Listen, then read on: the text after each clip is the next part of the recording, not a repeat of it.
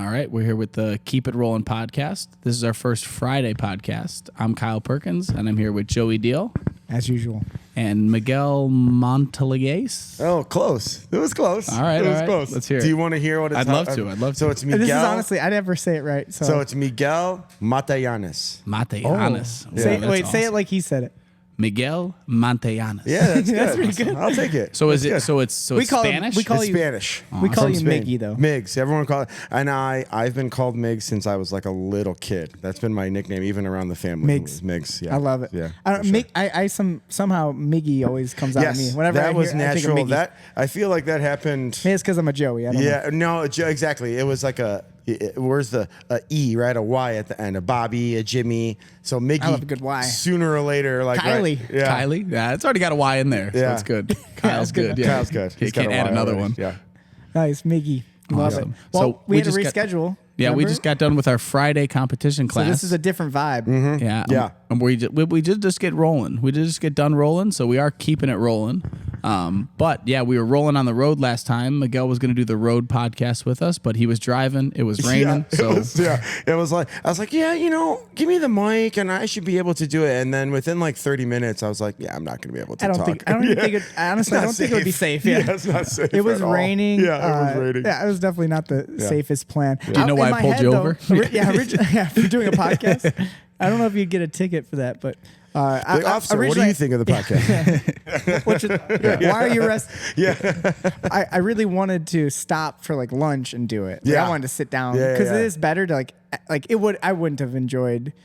I enjoyed us sitting in the back, not driving, but I wouldn't have enjoyed trying to like be like, hey, what's going on? And so, you It know just what? felt Honestly, when I was driving, I was like, you know what? I think this worked out great. I was like, because they get to kind of just like riff off each other for like Did you 2 listen? hours. So I had the headphones in, so I, I didn't listened know. the whole time. I was like, this is Was sweet. it like listening to a podcast? It was great. but live. Because That's really cool. you guys, that's a weird thing, You right? recapped all the matches, and some of the matches I didn't see because I was like on the other side of the mat, like watching some other matches. I was like, oh, I didn't see that match. I was like, oh, cool. I'm just kind of sitting there. I was like, oh, nice. Oh, yeah. It's like listening to the radio. It was a That's podcast. awesome. Yeah, it was a podcast. Yeah. So take that as a note. Listen to your friends have conversations more often. And you could just It'll call just it a podcast. be a podcast. Your life might be more enjoyable. Drop some eaves every now and then. It makes Yeah. you think like everything is just a podcast that's not being recorded. What is a podcast? I'm still blown away. That's how we by started that. episode 1. I don't even know what it is. That still. was the premise behind a podcast, right? It was like, all It's right, just let's. conversations. I want to get like a really smart person and another really smart person, and let's just like throw them in a room Well, together. then and we are talk. definitely not doing podcasts. Then we're not, right? Yeah, So but then it that's- evolved into anyone, right? Yeah. I think first we should mention this because it's on the table. If people are watching, for people who are watching and not just listening, there is a cup of what is this? It's gelato. Gelato, Yeah. and there's a reason why. When we were last week when we were in New Jersey, there was the most delicious gelato stand. Well, Right? we don't know. Well, It looked it delicious. looked really delicious. Good point. It looked really good. I swear to God, it was like $35 for 2 It was seats, very so- expensive. I'm glad we didn't, but Yeah. but every time I went by, and we went by it a lot. We walked every single time to go to like the weigh-ins, to go to the matches, and then back. Yeah, we you saw had it to a lot see of the times, gelato. and it You was had to like see it. perfect. They had like crumbs and like cool stuff M&Ms inside. and It looked really Oreos good. and- It looked probably better than it tasted, but I really wanted it, and we had to go. So Miguel kindly got me some gelato. Yeah. For the podcast, so From I'm the- going to eat it on the podcast. Yeah, it's gonna be Awesome. great. It's I'm going to be make good. lots of noises. That was a I've great had- discussion this weekend. We had to learn what the difference between gelato, ice cream, we custard. didn't really learn it though, did we? Did we? Colton I did. was pretty. He was pretty I feel knowledgeable. like Miguel isn't a food. Well, It's just this the actually, amount- Miguel, this is a great little. Yeah. Because I've always wanted to. I did this once with you when we were at Breathe. Yeah. I asked you like, what have you done? You've done a bunch, and Oh, boy. the amount of jobs that Miguel's Oh, done, geez. no one yeah. comes close to the amount of jobs Yeah, that I've had a Miguel's lot done. of jobs. And I remember food being a big part of it. Foods- Right? Yeah, I've basically done construction jobs and kitchen jobs like my whole life. Okay. Right? So let's see, I've done convenience store, I've done a deli, I've done carpentry, I've done front of house, like restaurant, like a server, I've done cashier, I've worked in the kitchen, I was a baker for a while. For like 2 years, all I did was bake in a kitchen. What about the climbing? Remember the climbing? I never was a climber. That was my yoga teaching job. Oh, okay. That was at a climbing gym, but I was the yoga teacher at that climbing gym. But remember when you climbed cell phone towers? Cell phone towers. Is that a different job? What is that? So that was just construction. He was right? cooking I at would the top consider of that the- construction, right? He was a baker at the top of a cell phone. I would consider that like a construction job. So that was the longest trade I ever spent time in. Because when you told us that story, I think you told us while we were on the trip. Yeah. You told us about him climbing how high? So the highest tower I ever climbed was 550 feet. And that's just climbing one hand at a time. It was a normal day. It was like a normal day. It took an hour to climb every day. And what did you do when you got up there? So we would Take a nap. install. Change the light bulb? We worked for AT&T. We were like subcontractors for them. So right now, your 5G that everyone's like enjoying right now, like maybe giving us cancer. 4 or 5. Just kidding. Yes. I don't know. Conspiracies, So 4 here or we 5 come. I got sick really bad, actually. I got RF Ooh. poisoning from that. I'll tell you in a second. Jot that down. I'll tell you in a second. It didn't work. Oh, no. Oh, no. There.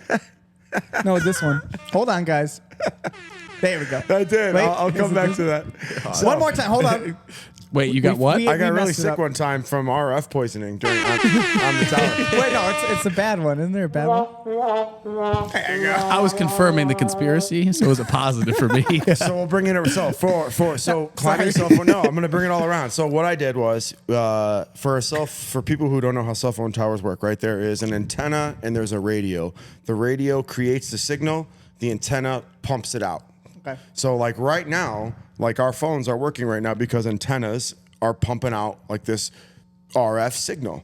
And there are from like 10 feet above us, or 20 feet above us and like way higher. It's like the RF is like way stronger. Like, Waves? yeah, the RF waves, right? You know what I mean? But so the FCC did a big study of it a long time ago, and they had to like test. They're like, all right, what is the acceptable amount of human? RF waves for people like, and they've had to test people, and people were getting sick when you're around these antennas. These antennas are pumping out stuff. So that's why towers have to be like a certain height.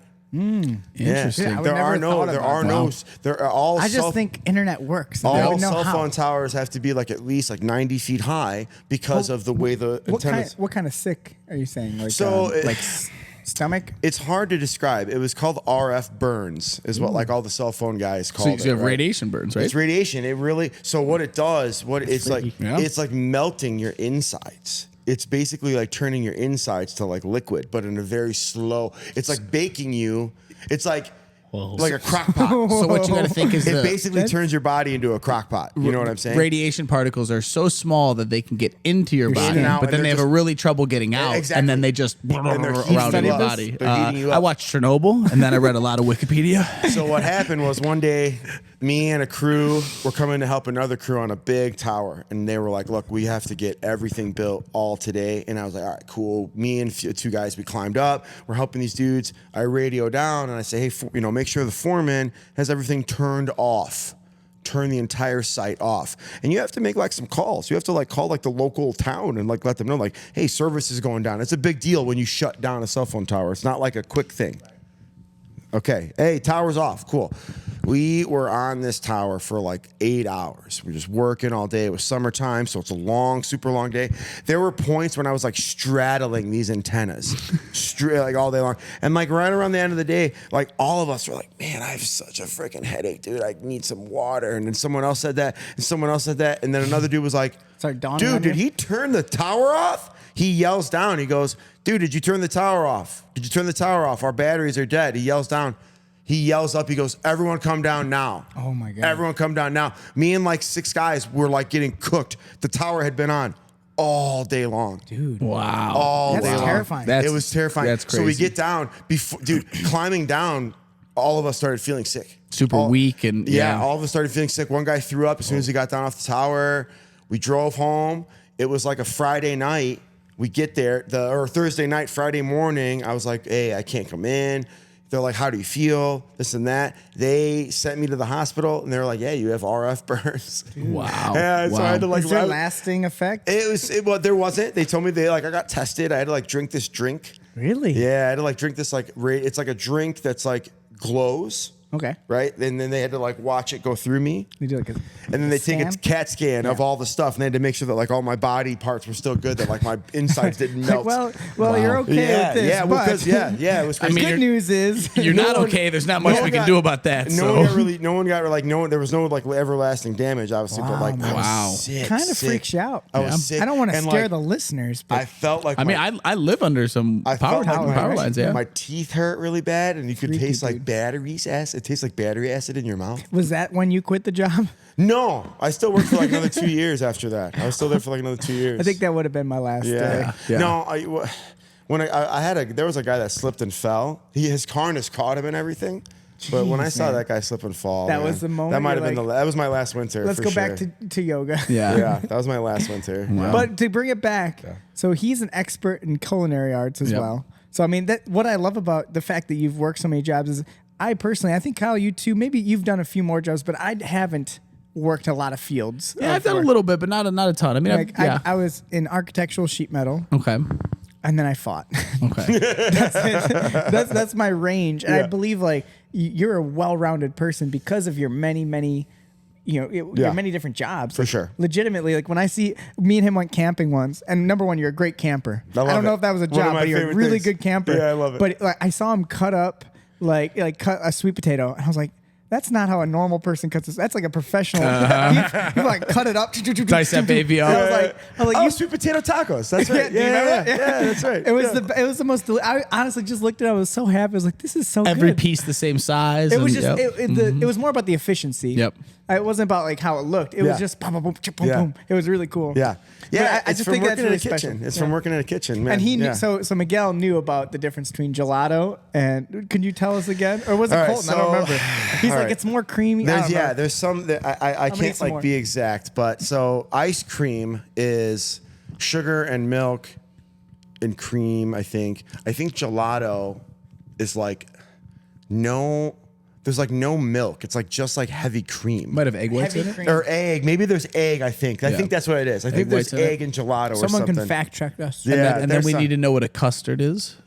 A frozen Custard for sure has egg in it. Okay. I know maybe that's what it is because I know for That sure makes more custard has sense, egg. right? Okay. Yes. Yeah. Well, I'll tell you, this gelato is very good. So we got to finish the story. So yeah, as we walk by this gelato every day, and then as we were leaving, Yeah. it was a 12-hour ride back. I shut And I it was down. like, I got in line, and then Yep. Miguel kept walking. I just was like, kept fucking I was like, walking. oh, so we're not in line. I was like, no, we are not doing it. And I was like, I'll get gelato so later. thank you, buddy. What a Yeah. good Bring dude. me some gelato. Yeah, now. paid the absolutely, favor. absolutely. And I know it's better too. I know it's better. It's really good. Yeah, it's Very really good. All right, so wait, let's do the traditional. I know we forgot to ask you, how was your rolls today?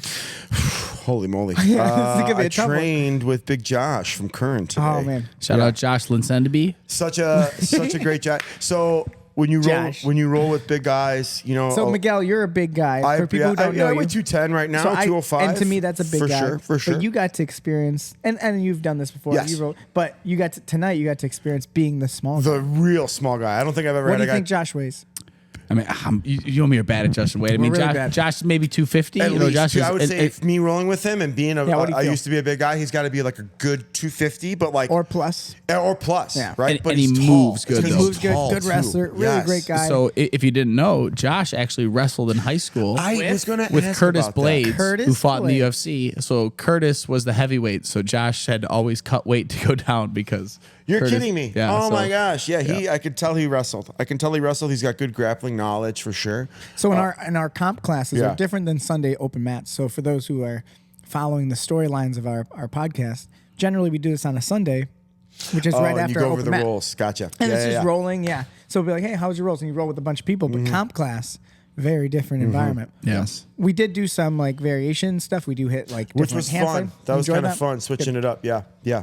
But we end up going with someone around our size, someone close, and you guys are the bigger guys, and then we get like specific work. So I think of it as like situational training, or some type of like specifics where what they're working on is something like side control or mount or whatever it might be. But then no matter what, whoever your partner is, they're gonna be in dominant positions on you, and it's tough when you're the smaller person. I know the feeling of Yeah. like you get partnered up with someone, you're just like, I would never want this person on my back, Yeah. but you're gonna start with them on your Yeah. back. Yep. It's gonna be a hard day. So mentally, you have to be, kind of like iron for the comp classes, because Yeah. no matter what, you're going to be in a struggle. Even if the person you know is not as good technically than you, it's going to be a tough day. And that could be even more of a mental struggle sometimes. As someone who you usually don't lose to, you gonna have to- allow them yeah. to have a good position on you, and then you might lose. But Yeah. I mean, that's a good learning experience. I think for it's you. important. Yeah, So like absolutely. and it's most important for competitions. Why this is the comp class, right? So I don't think everyone needs to do that every day. But if you're going to do a competition, probably a good idea for you to experience a bad position Absolutely. before you go jump into a tournament. Yeah.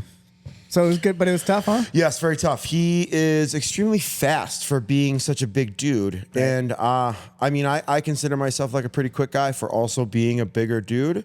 But like when I would have like mount, I'd have a big mount. I'd be on top mount and I have my hooks in. He was just so strong. He would just be pushing me off right away. And then I would sit up and I would try. It's like I almost had a better shot of letting him roll over and get on his side. I was like having him on his back or having him on his belly was hold like him down. really tough. I had to have him on his side and I was like, all right, cool. I think I have him like, this is his vulnerable. So maybe an 'Cause it's- advocation but for with a like wrestler, side right? control, you're saying? Yeah, exactly. Versus being in the sideline mount. was awesome. Sideline was working really well, but I just getting him to that spot was really hard. Yeah. Getting him to that Oh, spot yeah. was really hard because then I had a couple of really good opportunities where I got him on turtle and flattened him out. Yes. If I could get him flat, then I was like, oh, okay. Nice. But he's so good at turtling up and then rolling over and putting a big old paw on you. I was like, oh my God, he's up, he's up, he's up. Yeah. And next thing I know, Those he's standing wrestlers up. can I was make it like, rough oh to my you. God, yeah. Yeah. You'll think you're on their back, and they'll shake And you then he off just pretty shakes good. you off. I was like, geez, Luis. Yeah. love So, yeah, very Yeah, good. I like seeing. I'm always happy when someone who I think is big gets to be the small guy. Yeah. I have a little subtle joy. Yeah, of for like, sure. Like Yeah. like there was a point today. I wish I had a photo of it when you ended up When I on was his on back, his back. and you called over to me. I like looked over. He's like, "What do I do?" Because he's like the guy's Hold standing on. up, and Yeah. Miguel's not used to being on someone's back who's standing. He's like, "What do I do now?" I was literally I'm a like- little backpack. I'm like, "I've been here. Stick on it. You got this. Don't fall out of the let go." tree. Yeah, I think the answer is don't let go. That's what I said. I was like, all right, cool. Let's do it, man. Yeah. That's funny. Yeah.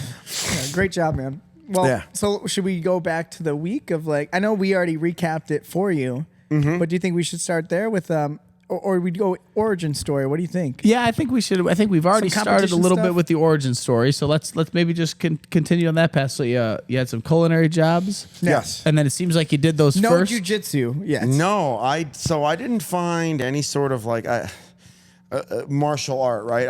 I found yoga when I was, let's see. And that's where me and you connected. That's how we started. before. That's where we met. I knew you Yeah. through yoga, not yoga. through Yeah. jujitsu at all.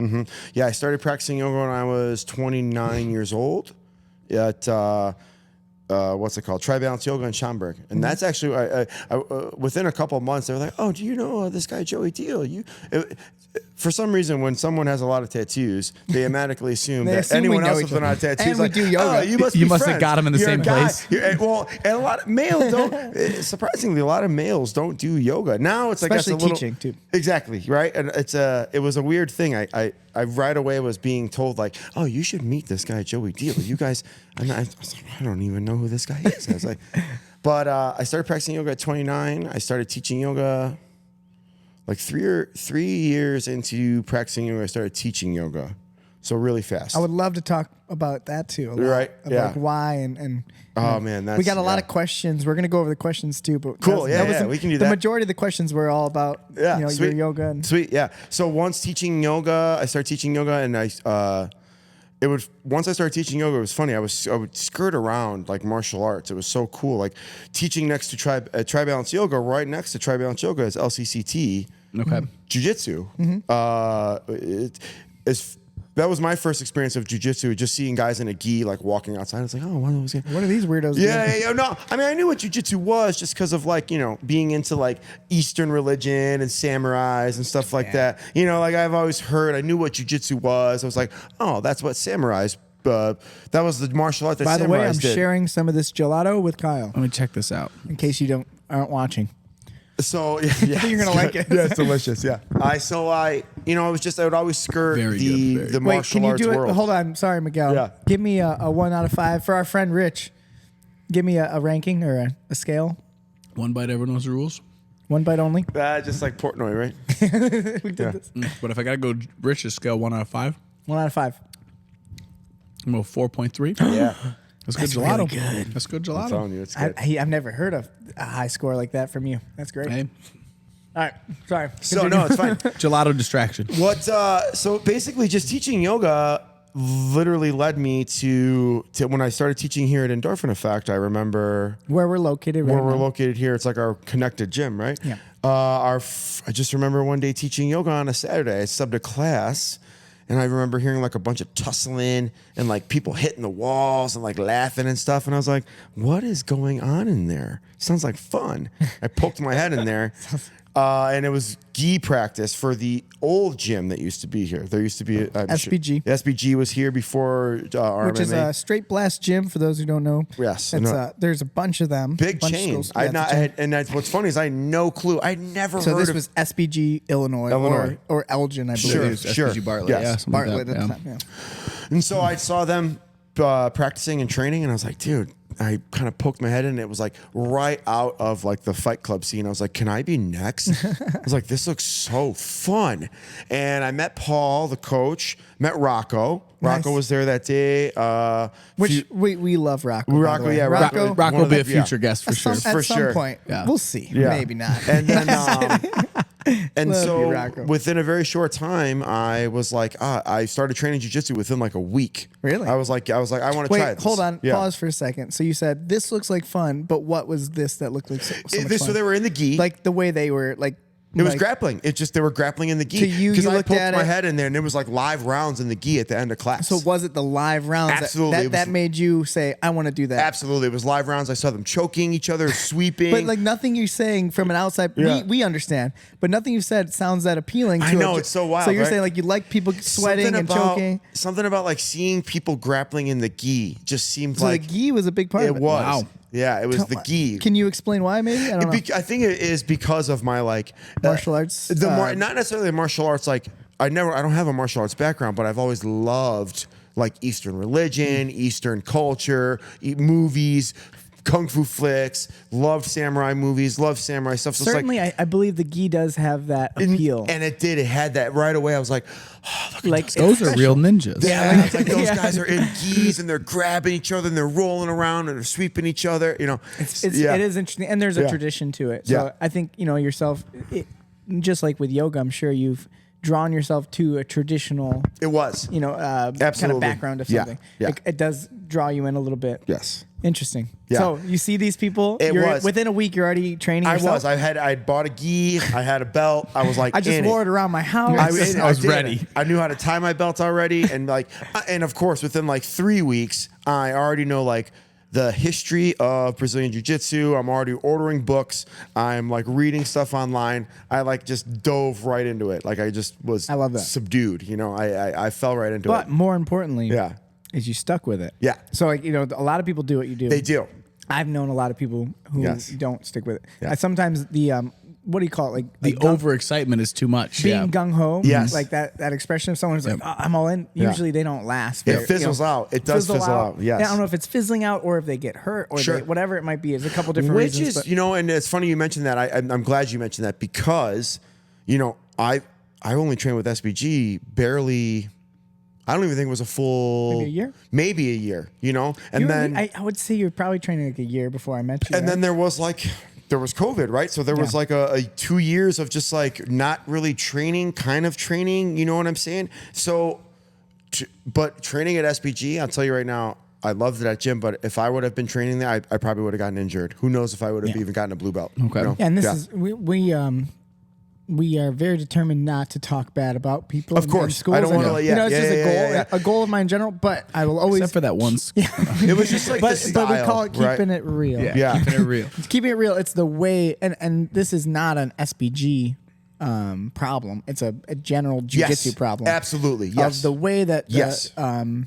it's just, I would even say curriculum is done, the way training is kind of done. It's just a lot of places Yes. do not have maybe procedures in place to really help protect newer people to break through that first barrier and be able to train long enough for them to get talented. Yeah. Right? Yeah. So like they're just beating each other up. Protect them from themselves until they can. Yes. Well, then, You know, yeah, exactly right. And then like the few that actually make it through. It's like, all right, cool, remember, you made it, right? I mean, you still have to tape your fingers up. Every day, right? Why I have is a that? so I have a torn knuckle right here on my. How long into jiu-jitsu?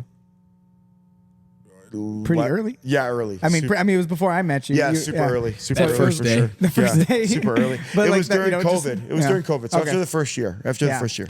But it's like a lifelong injury. Like I still Isn't that mess with me at work and stuff. and that's yeah. the reality of jiu-jitsu too. Even Yeah. you could train as safe as you can. There's still risk, but Correct. But it's just funny, you know. Like definitely, it was part of that. you It know? was, yeah. It was like 2 white belts were coaching the classes and we were just Which is rolling. never You know what I'm saying? Like, yeah. That's dangerous. Not preferred. That means no one's coaching Yeah. the classes.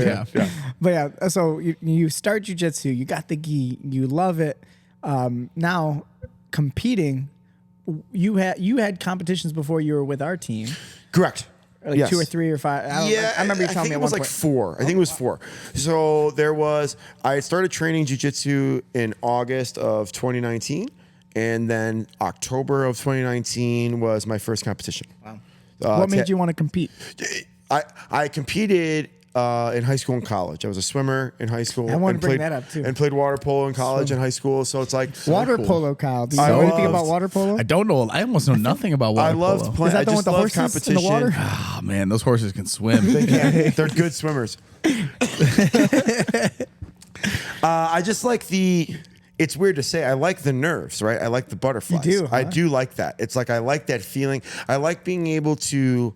I'm learning something and training something, and I get to put myself up against like other people who are learning and training this, and see Like how a true good, test. see how good I am at getting at this art or skill or sport awesome. that I'm doing. Really right? willing to put yourself out there. It is. It's Yeah. worth it, right? I mean, I swear to God, I wish there were jobs. I wish there were competitions about like bricklaying and stuff. Like I would do Interesting. them now. You know what I mean? But it was Tap Cancer Out, and there was a couple of guys that were like, "Yeah, I want to do it," and I was like, you know what? I want to try this. And let's see, like this is the true test. If I can go compete in jiu-jitsu after training just for a few months, and if I like this, then I know this is what I want to do. And how was that first experience? It was awesome. It was awesome. I still have footage from that match. We should go and watch it. I have it. I should send bring it. it in. Definitely watch Oh it, my yeah. God, it's 'Cause I've never seen that. I've never it's seen your first so terrible. I remember your first competition with us. Yeah, And for sure. you know how you've progressed and Yeah. evolved. Yeah. And it's massive. So it'd be cool to see the first Yeah, match. it's very. But it was like you could tell it was a masters division. It was white belt guys. I think we were 220s. I think it was 220 and up. So it was Wow. like a bunch of big guys. Just you know? out there making moves. Yeah, it was just guys throwing himself at each other. One guy quit after he lost to me. He quit. yeah. It was He this was Indian done. guy. He's like, I don't want to I'm fight done. anymore. Jiu-Jitsu's over. I was like, sweet, all right, cool. I scared a guy off. Well, yeah. but think about Yeah. that though. You know, I mean, it could have been his first tournament. It was. So he Yeah. shows up to a tournament probably with the same mindset, and then sees it. Nah, Yeah, not for me. Absolutely. Maybe he doesn't train anymore. Yeah, yeah. And after that, every competition, man. I mean, just so many losses, man. I mean, grappling industries going no gi, and like 8 matches, 8 losses. You know, just like getting my butt kicked all tell the you, time, man. Yeah, like I'll say a little bit about so SBG, you're training there.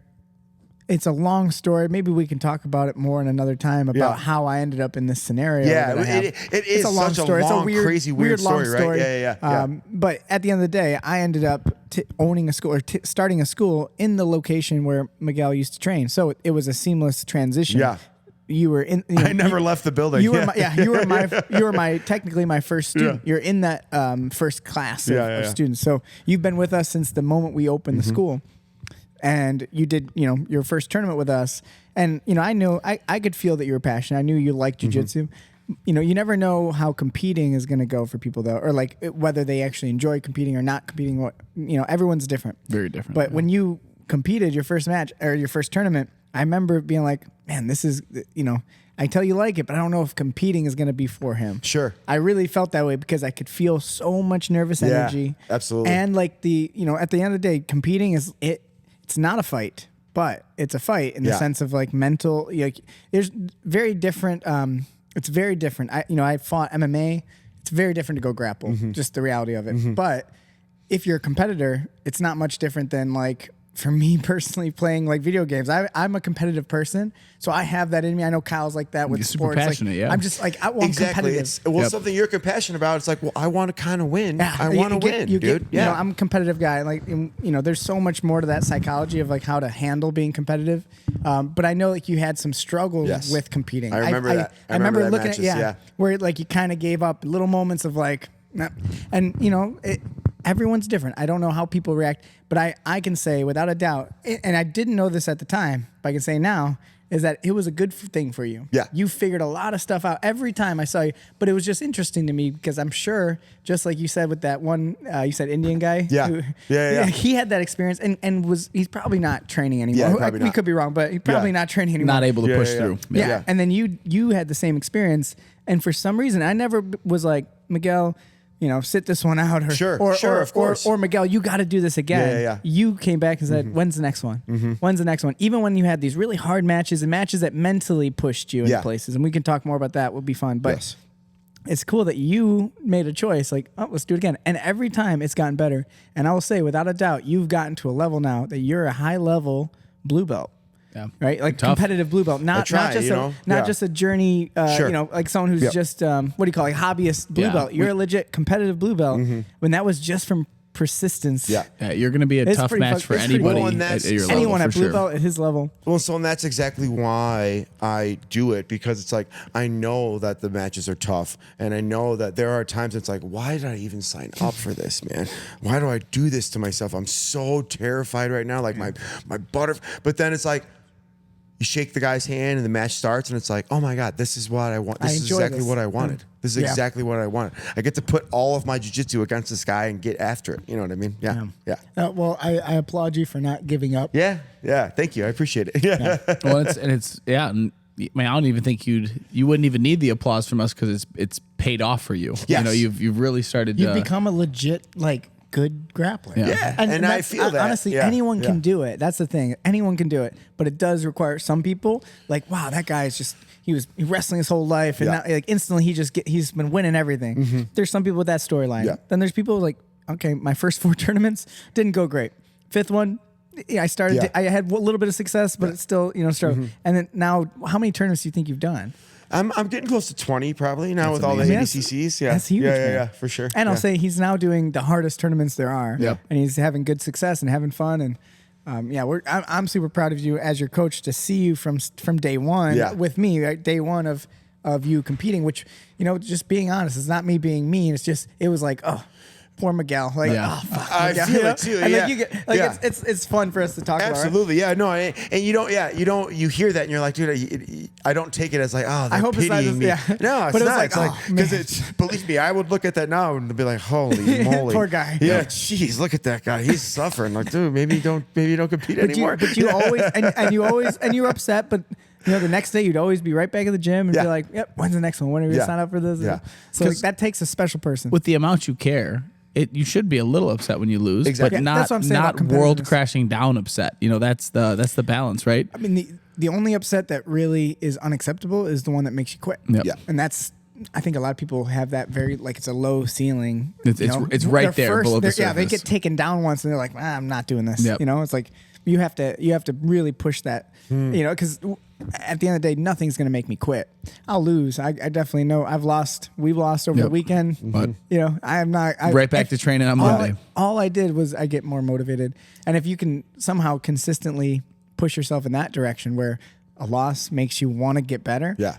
Dude, it's a guarantee you're going to become as good as you can possibly be. Absolutely. You're on your way. Yeah. And That's you what definitely it done was. That's what it was. It was like, there'd be moments on the mat and there'd be moments like epiphanies, and there'd be moments when I'd be training and drilling something. And like, when you're training something and you come around again and you're like, wait a minute, that connects to something else that like I'm really good at. Maybe I can, and then it's like, I'm seeing these connections. I can't give up. Nice. Gotta go. Yeah, it's gotta like keep a little bit going. of a light. Like, I gotta keep going. You're in this dark tunnel, but there's a little I gotta light keep there. going. Yeah. If there were no connections and if I was a white belt and I wasn't seeing all this stuff, I probably would have quit. I probably would have quit. That's what breaks my heart, right? And I'm sure, there's plenty of people in the world who started their journey on jiu-jitsu and did run into that dark spot. What a shame though, because if you think about jiu-jitsu, there's so much depth of stuff that like there's something for everybody. Yeah, you know, there is. Any level. okay, you don't like a sweep. Okay, you're gonna have to learn sweeps eventually, but you might like a Kimura or a choke, or like you don't like nothing. You don't like no part of this. Like there's a lot of it. And it's not to try to overinflate how good we are as teachers, and try to make us sound so good. But We're pretty really good. We're pretty good. but it's our job to keep that light on. Keep that flame going, right? Yeah, keep it on. And I think, and again, it's not to say bad things about how you were training before. Of course. No, but I know when yeah. you started training with us more and you started to see, you saw jiu-jitsu, like you saw what the potential is. So I think that, That's exactly so what it it does was, say a too. lot. Like if someone's training right now and you're doing jiu-jitsu and you're like, I don't know, go somewhere else. Try another place. Try a different school. If you really are not liking it, don't say it's jiu-jitsu's problem. It's not jiu-jitsu's fault. It's not, yeah. It's probably your fault partially because maybe you're not, practicing as well as you, but most likely it's, you're just not having the experience you're looking for, and same thing for yoga. I've always felt that way about yoga when it comes to schools. Yeah, absolutely. If you're not, if there's something, if you're like, I don't know, it's not, you're probably practicing in the wrong place for you. Yep. Right. And maybe it's good for the people who are in the room, but jiu-jitsu, I think is the same We way. all learn differently, it's and sometimes you Even just you environments, right? Yeah, you just don't vibe with certain people sometimes. Yeah, I learned a lot of stuff from videos online, and sometimes I'll just listen to one person the way someone's saying something, and I'm like, I don't know what he's saying. Doesn't And the click, next video they said the same thing, and I'm like, all right, got it. That's now. a cool. That's a cool way to look at it. It's like I don't true. understand what he's saying, but then the next guy's teaching the same technique, and you're like, and- okay, I get it. I get it. Yeah. Our mindset, at least my mindset, is it's not my goal just to connect to everyone. But my goal is to make sure that when I say something that it resonates and it makes sense, to the people in the room. I'm trying to. Sometimes I try to teach to people in particular because I can tell this isn't working for them. Let's try this way. Let's try this method. Because that's our job. It's our job to do the best delivery possible of what jiu-jitsu is, right? Well, it's coming back to if you have a big old room of people, right? Even jiu-jitsu, yoga, you have to teach to that lowest common denominator. Yeah. It's and that's the "Oh, challenge. Shoot, I know I got a bunch of blue belts and guys that are getting it, but this poor guy over here is struggling. Yes. Let's figure this out. We right? gotta make the class. Yeah. This is something I've been obsessed with in general. It's like just teaching in general, but for jiu-jitsu, there's so many different methods. I mean, there's the old school approach. Now there's this new school approach in general of like the ecological approach. You've heard of that concept, Kyle? I have not actually. No. So this is the whole idea. It's basically, it's the guy, the brothers from the weekend. Standard Jiu-Jitsu. Who's the two brothers? Sackets? No, the other brothers. Core brace. The core brace. Yep. Okay. Do you know their school? I do not. So Standard Jiu-Jitsu. But that's so their whole philosophy, just to kind of spell it out really quick, and we can do a whole. I want to like talk the about it a name. lot. I like the name Standard Jiu-Jitsu. Standard Jiu-Jitsu. I dig that. But their whole thing is they do no drilling. Everything is live. Everything is live, but it's not the live that you're thinking of just live. It's think of like a flow, more flowy. No. It's constraint based. So what we do is kind of like situational, but they don't like saying situational training. They would like to say constraint led training. So like we put you in a position and we say the only thing you can do right now is this. The only thing you can do right now is this. Okay, then figure it out. And like the argument, and there's a lot of science behind why this works, because how we learn to move is our body just kind of figures things out. It'll self-organize, But at the same time, jiu-jitsu is not that simple. So I'm kind of in what you said about It's a cool concept, though. That's really cool. And it is correct in so many ways. It'll like trick your brain into getting better at jiu-jitsu, just what basically. you said about the lowest common denominator, it's very difficult to make that work in a room of vast majority of different people, a vast array of different people. Very true. When you have a new guy who's 300 pounds and you have a girl who's 100 pounds, like but she's Josh a blue and belt Christy, right? Yeah. It's just it's very tough, and to take people who have no idea what you're talking about, it's good to guide them. I believe in transferring knowledge as well. Yeah. 100%. I think I do both too. and like that's our philosophy of the school is we do both. Yeah. And we try to do both very well. We do have, that's what all of our advanced classes are based on. It's basically that idea of how do we actually let them develop skills.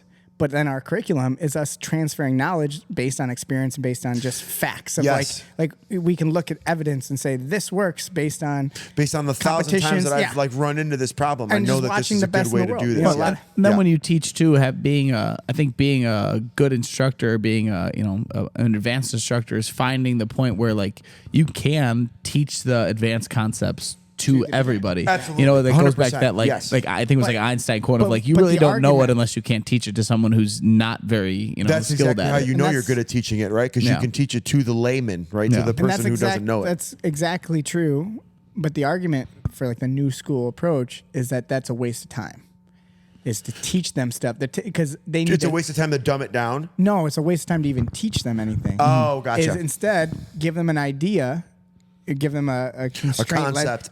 yeah, Yeah. and just let them figure it out. Like the more time they spend in the action of it, the better. So that's interesting. So what I'm hearing is they're trying to go like there's that's a type of artificial intelligence that they have and that's the artificial intelligence that they built at first to beat like people who are playing Go. So Go's a more advanced game of chess.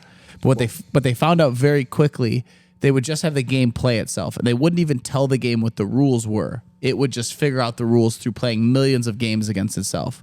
But they found out the better way for it to go faster was human assisted stuff with that. So they would have the best players in the world come in and actually teach it a little bit and then let it go back and play itself. So That's exactly. I mean, so that's interesting. I would love to write this all down Yeah. and figure out that study that you're talking about. Yeah. 'Cause, yeah, it's just it's like if you're following. I think it's like assisted AI is what they call it. Yeah. If you're following a lot of the storylines of different schools, it's like it's almost like dogmatic, just like in yoga. In yoga, and maybe Yes. you won't know what we're talking about. Like in yoga, there's a lot of dogmatic teaching where it's like this is the right way. This is the right way to people do who it, and don't this is do the it are wrong way to do it. idiots. Yep. Right. That's like the mean, I it's did- just an ignorant way of like talking about people. It's like being absolute is not a good. I think way I could of understand. I think I could understand it from watching you and me watch that Bikram documentary where he was like, That's 100%. These are these 45 moves. You do it like Yeah. this. This is yoga. That's Oh, it. man. 26 postures. We don't in wanna this talk about sequence, him. 90 That's all I know minutes, about and it. That's it. Kyle, did you work with that man? Yeah. No. But yeah, so it's like that right now, and not obviously not that big of a deal, but there's just a few people who like talk about it a lot, and I find it fascinating because there's just it's from my experience of teaching, and what's been cool to have my own school over the last 2.5 years now is I've got to try a lot of stuff.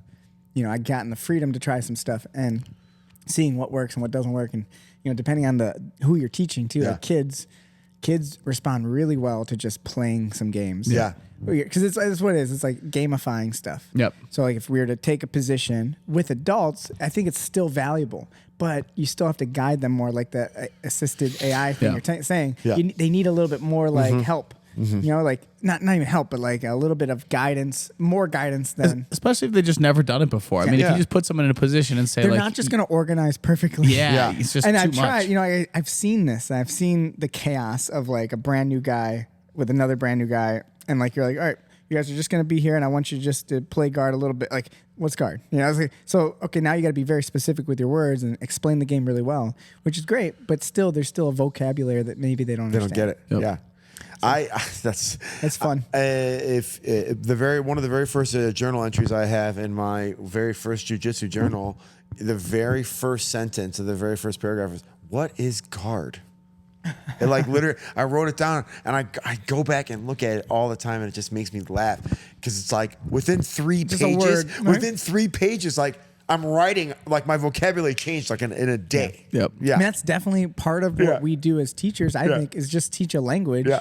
I don't know if you remember that. I remember. I still remember this specifically. Like these two moments when we used to train over. When we were training over Current a lot, we were in the sauna one day, and there were these two girls, Glenda and Aubrey. Oh, yeah. And we were in the sauna, and we were just discussing moves and stuff. And they were both kind of sitting in the corner, and they both looked at us and were like, I literally have no idea what you guys just said, right? And we were just talking about moves or something? yeah, Yeah, we're yeah, just I would do the daily Hiva and then blah, blah.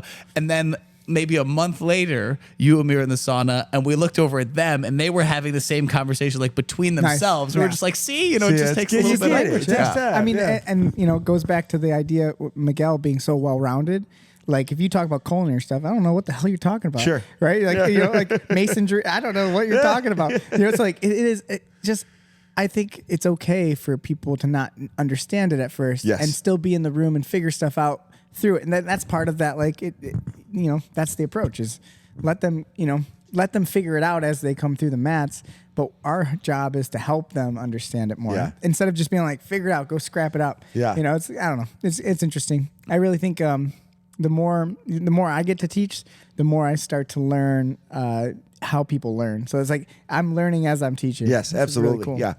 Because then you know what process. It's like, all right, this got so bad results. No one got this. I'm And never I've had, doing it this way ever again. If you've ever taught, you've had something I'm like that. never doing it this way ever again. Yeah. I mean, it's definitely, I'm enjoying the process of becoming a better teacher every day. Yeah. And I feel like there's so much more to learn, so it's much more. so important. You're never perfect at it. Yeah, You know, and I there's- just enjoy it so much. So, yeah. Well, I'm glad, it's Yeah. cool to see that Miguel, he taught yoga. And I know, teaching jiu-jitsu is something in your mind down Absolutely. the road, Yeah, too. yeah. And I feel Down the road. Gotta get it. Down the road. I mean, we're Yeah. all learning, Yeah. but it's cool to see that, I feel like this is part of your life. Absolutely.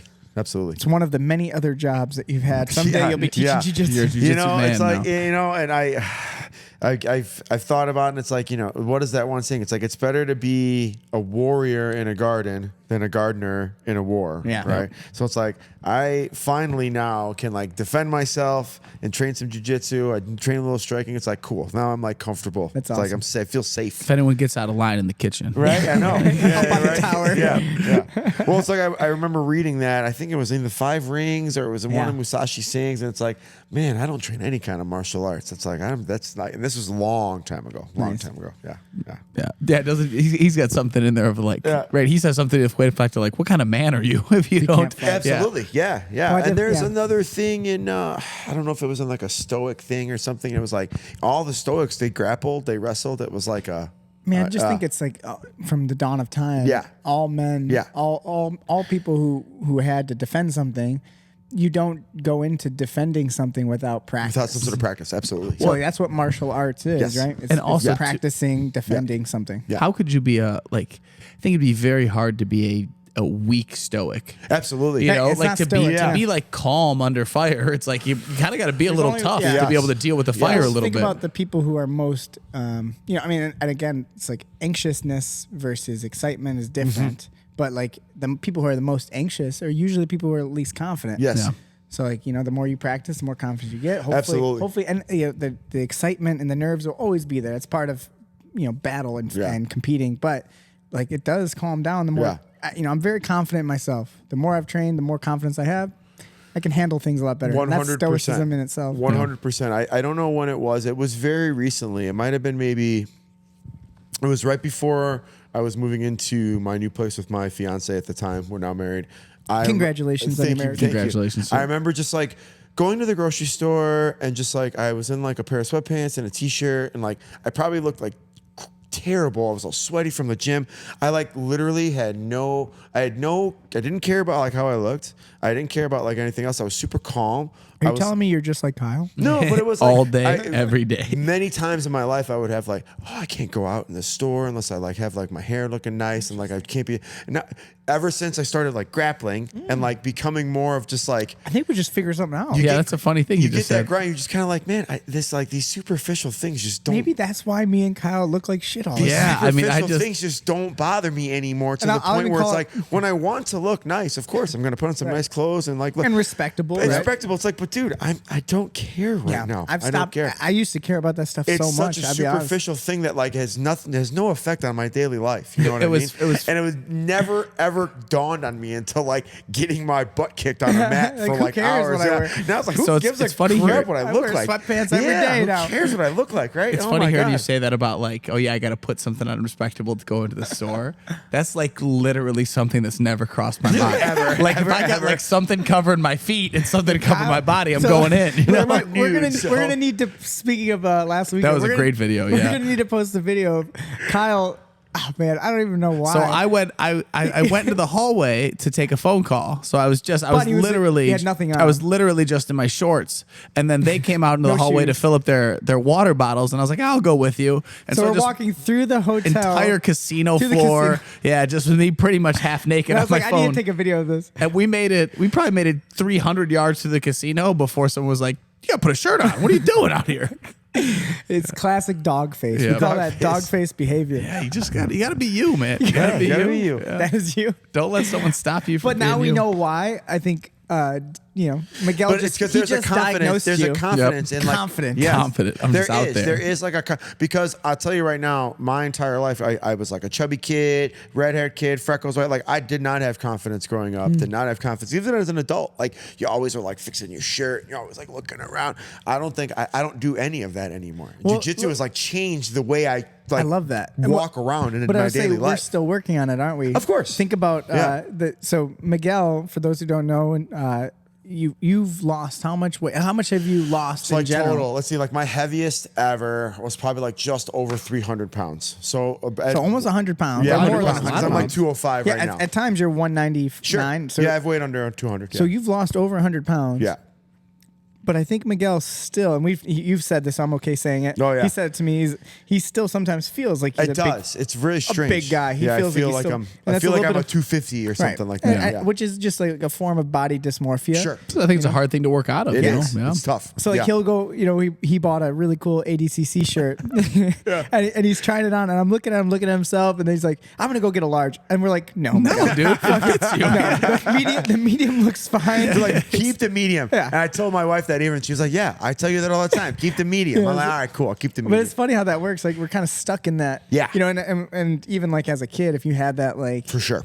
that lack of confidence, or like someone made fun of you, like I know I feel that way. I still feel that way about my height. It's like I was going to say being short probably was tough, and it's right? Still, yeah. But it does definitely. That would be I can relate to a Yeah. lot of stuff Yes. through my height. As a kid, everyone made fun of me. It's like, you're so uncomfortable. So uncomfortable. Jiu-Jitsu has certainly fighting in general has Yeah. given me a level of comfort that I don't just go around. I imagine there's other people who are the same height as me that they're uncomfortable at all points of their life. 100%. Everything's yeah. rough for 'em. Yeah, And it's just absolutely. it's tough being It short. is tough. It is. I'm just being honest, guys. Yeah. It's hell out here. I bet. No, I It's hell being imagine. me. Yeah. Just kidding. Yeah. Jay's agreeing. Yeah. Anyone under like 5'8" can be like That's considered short? And I think so. Yeah. That what's Yeah. funny is you mentioned And I'm that is my height. 5'4" I'm a good day. I'm Okay. 5'8" with like no shoes. You're right there, buddy. I'm right. So it's I'll like, call you tall. Am I average then? Am I average height? Yeah. I'll take But we that. all kind of like share that little bit of like kind of uncomfortability. So it's, you have to find something in your life that gives you confidence. And sometimes it's like, people who are talented, like music, right? Or just skills in general.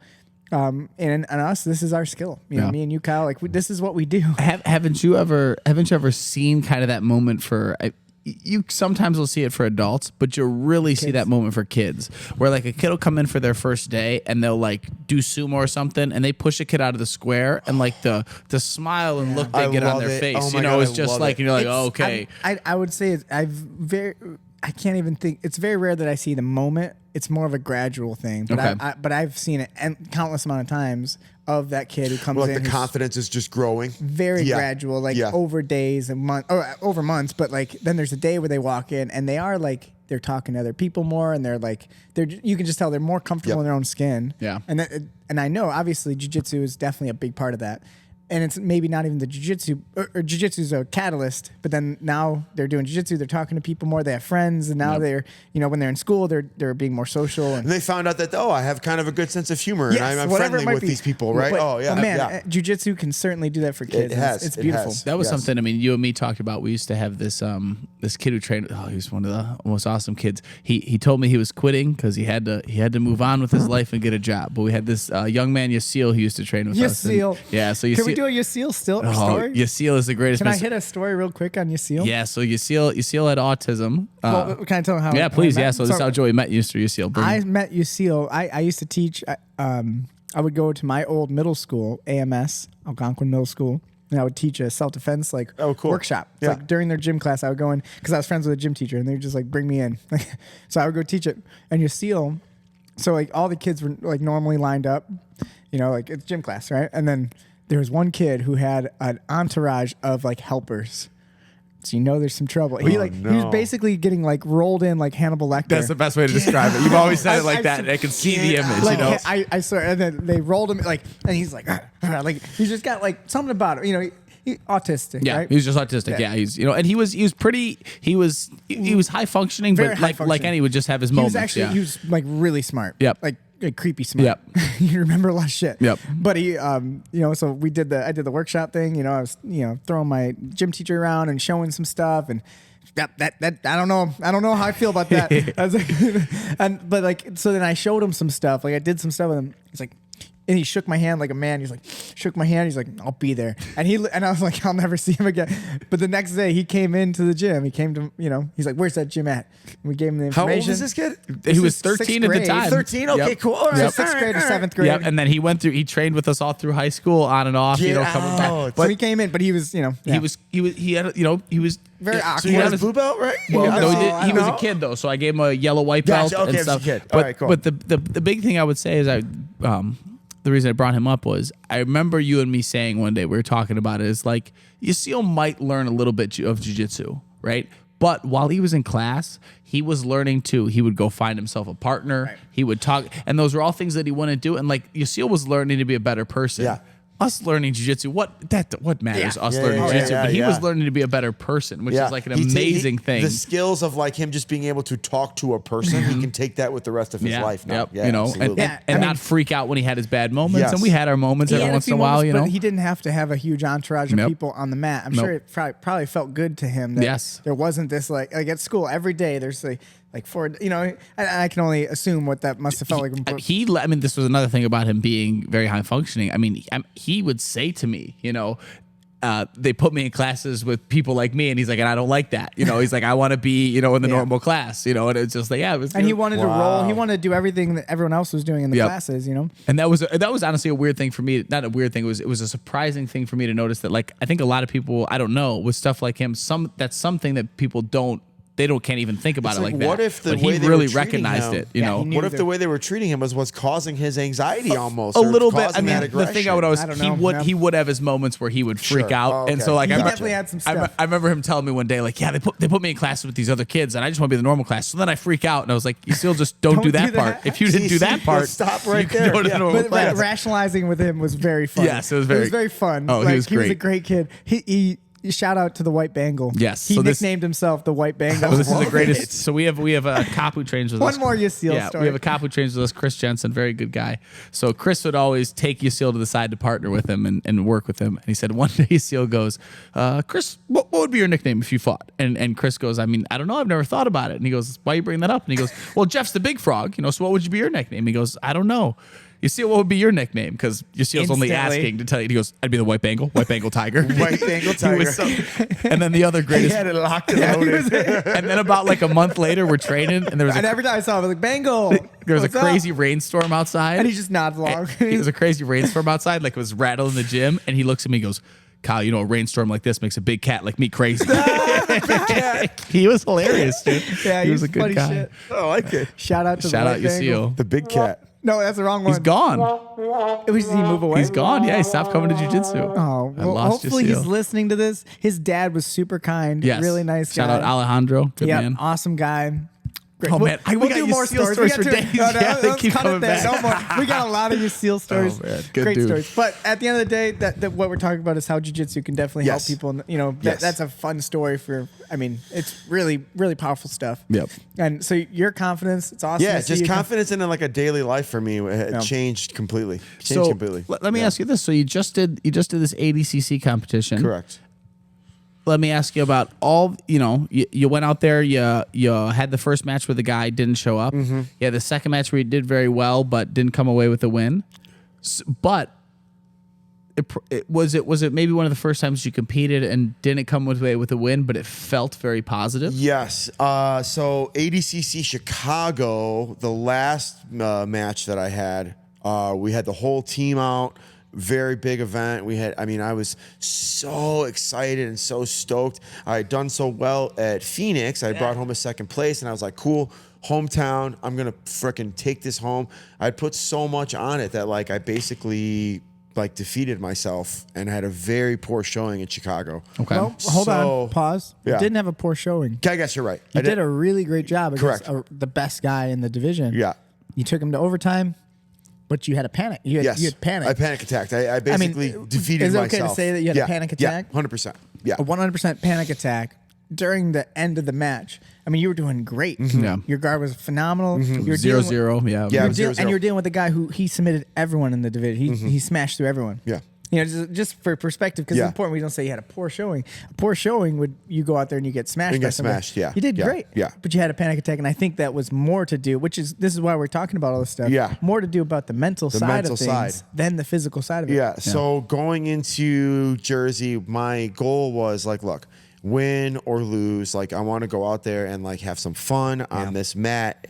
It was like the biggest, hands down, the biggest tournament I've ever been in. There were like freaking rock star elite coaches around, and there was like super famous jiu-jitsu people. And it's like, look, Miguel, just go out there and give this guy your best jiu-jitsu that you can give him. And I did. I played great guard, guy good pass the guard. He got his point. He got his points in overtime. We took it to overtime, got his points. Takedown point. He got his takedown points, which it was a good takedown. He got it. Took the double leg like right away. But I played guard. He got called for stalling, I think like 2 or 3 times. Twice. Yeah. Yeah, right? And so, end of the match, he gets his hand raised, 2-0.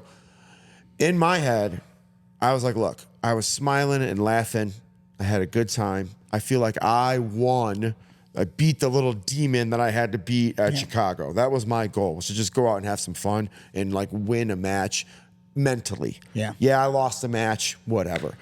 I go over to the guy. I'm talking to the guy. You would have thought that guy lost the match. Yeah. He was so upset because he knows he If I was stalled. him, I would have been upset He too. was so upset. He was like complaining to his wife. He didn't even want to like talk to me. So it was like, yeah, I'm Another I'm win. taking home a silver medal, but it's like I beat that guy kind of. You know what I'm Well, saying? Like he did won, not. You Yeah. won. You know what we're talking about. Yeah. Yeah. You won the mental game for Absolutely. yourself. Yeah, Which yeah. no one could take that away And from so you. Win or lose that doesn't whole matter. that And that I'll was what tell I you took too, away from it. Yeah. As your coach, I saw the moment when it was this close. I was. I Yeah. saw Miguel, and this was it was the same, which is cool because you got to face the same scenario. Big guy. A bigger guy. Yep. Very physical, very strong. It was the same scenario that happened in Chicago. Bottom half guard, Bottom lots of half pressure. guard, Yes. lots of pressure. Miguel, it's 8 minutes into the match, or 9 minutes almost, right? So it's overtime. So it's a long match. No Yep. matter if you've been training for a long time, 9 minutes of a hard match is very tough. exhausting. Yeah. And you guys are heavyweights. It's heavy. And I saw it. You're laying down. I see your eyes closed. I see the exact, almost like posture that you took in Chicago. Yeah, and yeah. I said to you, what I say? You told me to open your eyes. Like, be here, Miguel. Open your eyes. And I was you like, did, okay, and you yeah. were fucking Right back and you're in. like, all right, Yeah, this yeah. is fun. Why? Yeah, This yeah. is what I like doing. Yeah, yeah. I guarantee what you just did today on comp class was way harder, Yeah. technically, Yeah, physically. yeah. You know what I mean? Absolutely. It's 9 minutes. This was a whole hour of the same thing. Yeah. Yep. Yeah. You know what I mean? And we talked about that for you too, Yeah. right? I was like, today while he's training, Kyle, he was training with a really tough opponent, or a good friend of ours, Ian, who was really talented. Yeah. Very tough. And it's like an hour in, and I'm like, "How's your belly?" Yep, And he's feeling like, fine. he's pretending to throw up. I was like, "No," so like these are it's fascinating. Yeah. It's amazing the psychology of what competing does, Yeah. because it cannot be as hard as we make it, but we make it hard. You know? It's the same. Yeah, well, it's just like the. I mean, doesn't it go back to the? I want to say a bunch of the Donner guys talked about it in a much more elegant way, but I'll just put it. They said, Butcher it, I don't yeah, care. they said like if you put a 2x4 on the floor and you Okay, walk the across plank- it, the yeah, plank concept. you'd be like, oh, I'll bounce right Let's across see that if we thing, can no try problem. it. Yeah, do it from the beginning. So the idea is like, if you put a plank on the floor versus on a high rise. So if you put a plank in the floor and walked across it, you would walk across it pretty calmly. And you even don't even think like a plank like you have to balance, but think like just a wooden board that's wide enough for you to walk across. You would, on the floor, you have no anxiety, but every single foot that it comes off the ground, you get more and more anxious walking across it, to the point that when it's all the way up on a skyscraper, it seems like an insurmountable task that is a very simple task for you to do. Yeah. You know? The plank didn't change, but the environment changed. Yeah. So that's what going to a show is. Yeah. So that's This the is one of idea my of new it. favorite quotes I heard the other day. hear it. The same heat that makes a potato soft. Sorry, he said potato. Made me laugh. The same heat that makes a potato soft hardens an egg. Yeah. Wait, do that again one more time for the The beginning. same heat that makes a potato soft hardens an egg. Same. So heat it's that makes- not what you put in the water. It's what you put in the water. It's not the water. Yeah. It's you. Yeah. That's my favorite thing I've ever heard in my life. I love that one. Potato. Tell me a potato dish, Miguel. What's up? What's me a your favorite thing to potato do with dish. potatoes? Have twice baked potatoes. All right. I'm an old school mash gal. You mash them, I'll eat them. Mash them up. You know, Mash them, I'll eat them. Put some butter in that, I'll eat them. Do you guys ever have refried beans? I don't like refried beans. Yeah, well, I mean, I was thinking like maybe they should just fry them once. Maybe there's wasting time. Classic joke. Oh man! So I'm glad. I'm happy at how it went for you. Yes. That victory. Yeah. That's not a win or loss. It's just a victory. It for was a yourself. big mental victory. It was like Because it is. I was scared for you. Yeah. Mentally, I could tell. Because again, from the beginning, the first tournament you did, we already talked about this. First tournament you did, I felt that from you. I felt the anxiety. I felt the nerves, and that pressure that you put on yourself. Yes. I think it's just who you are as a person. Yeah. But if we can really, these little victories like that are huge. Yeah. But how can we then ensure that we're moving forward and not regressing or not going backwards? So that was like the little what I told myself, and that's what I wrote in my journal when I got home from the weekend. It was like, take the little mental victories, right, and just like that is what you have to go off of, right? Yeah. Don't worry about like coming home with a medal. Don't worry about impressing the friends. Don't worry about making sure your wife can see the video, right? Like, it's just one match. Yeah, that was really great when you told me like it's just one match and then. One match at a time. And then one match, and then one match. And so it was like, cool, I won that one match. So for me, it's like, I'm just ready for my next one match, whether it's in a couple weeks of the next comp or in a month from 2 months from now. You know what I mean? Yeah.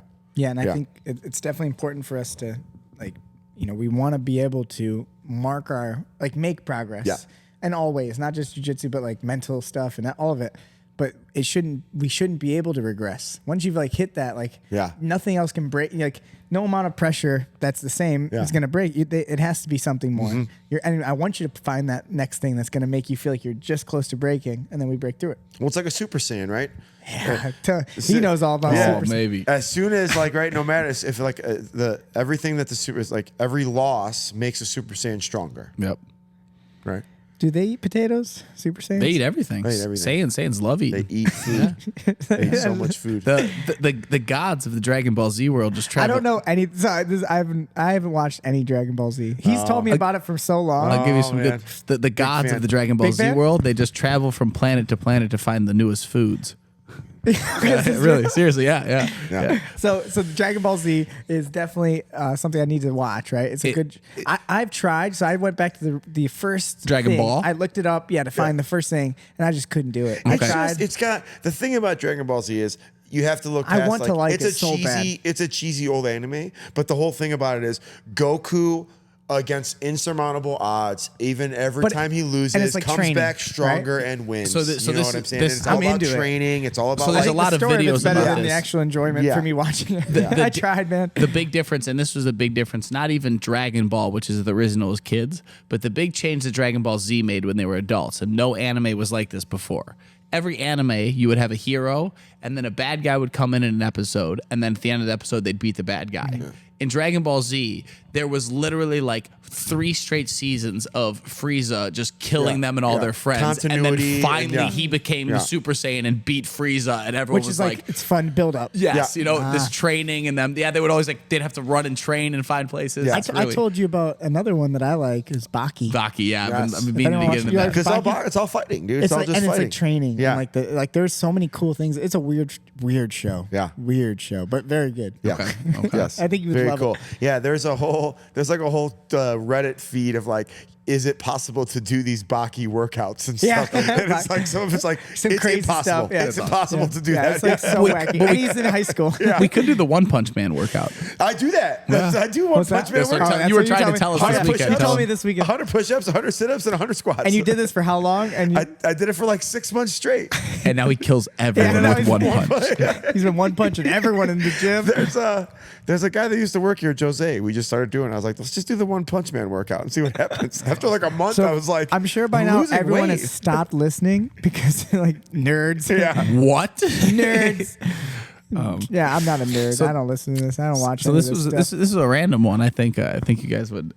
At this point, I was just wondering. We had our podcast, 2 episodes ago with Taylor talking about her elbow injury. Yeah. Right. And other people had discouraging things. It was funny how my brain works sometimes. I was driving over here today and I saw someone who lives in my neighborhood and they're walking their dog and they only have one arm. And it crossed my mind for a second, literally, if I lost my arm, I would keep training jiu-jitsu.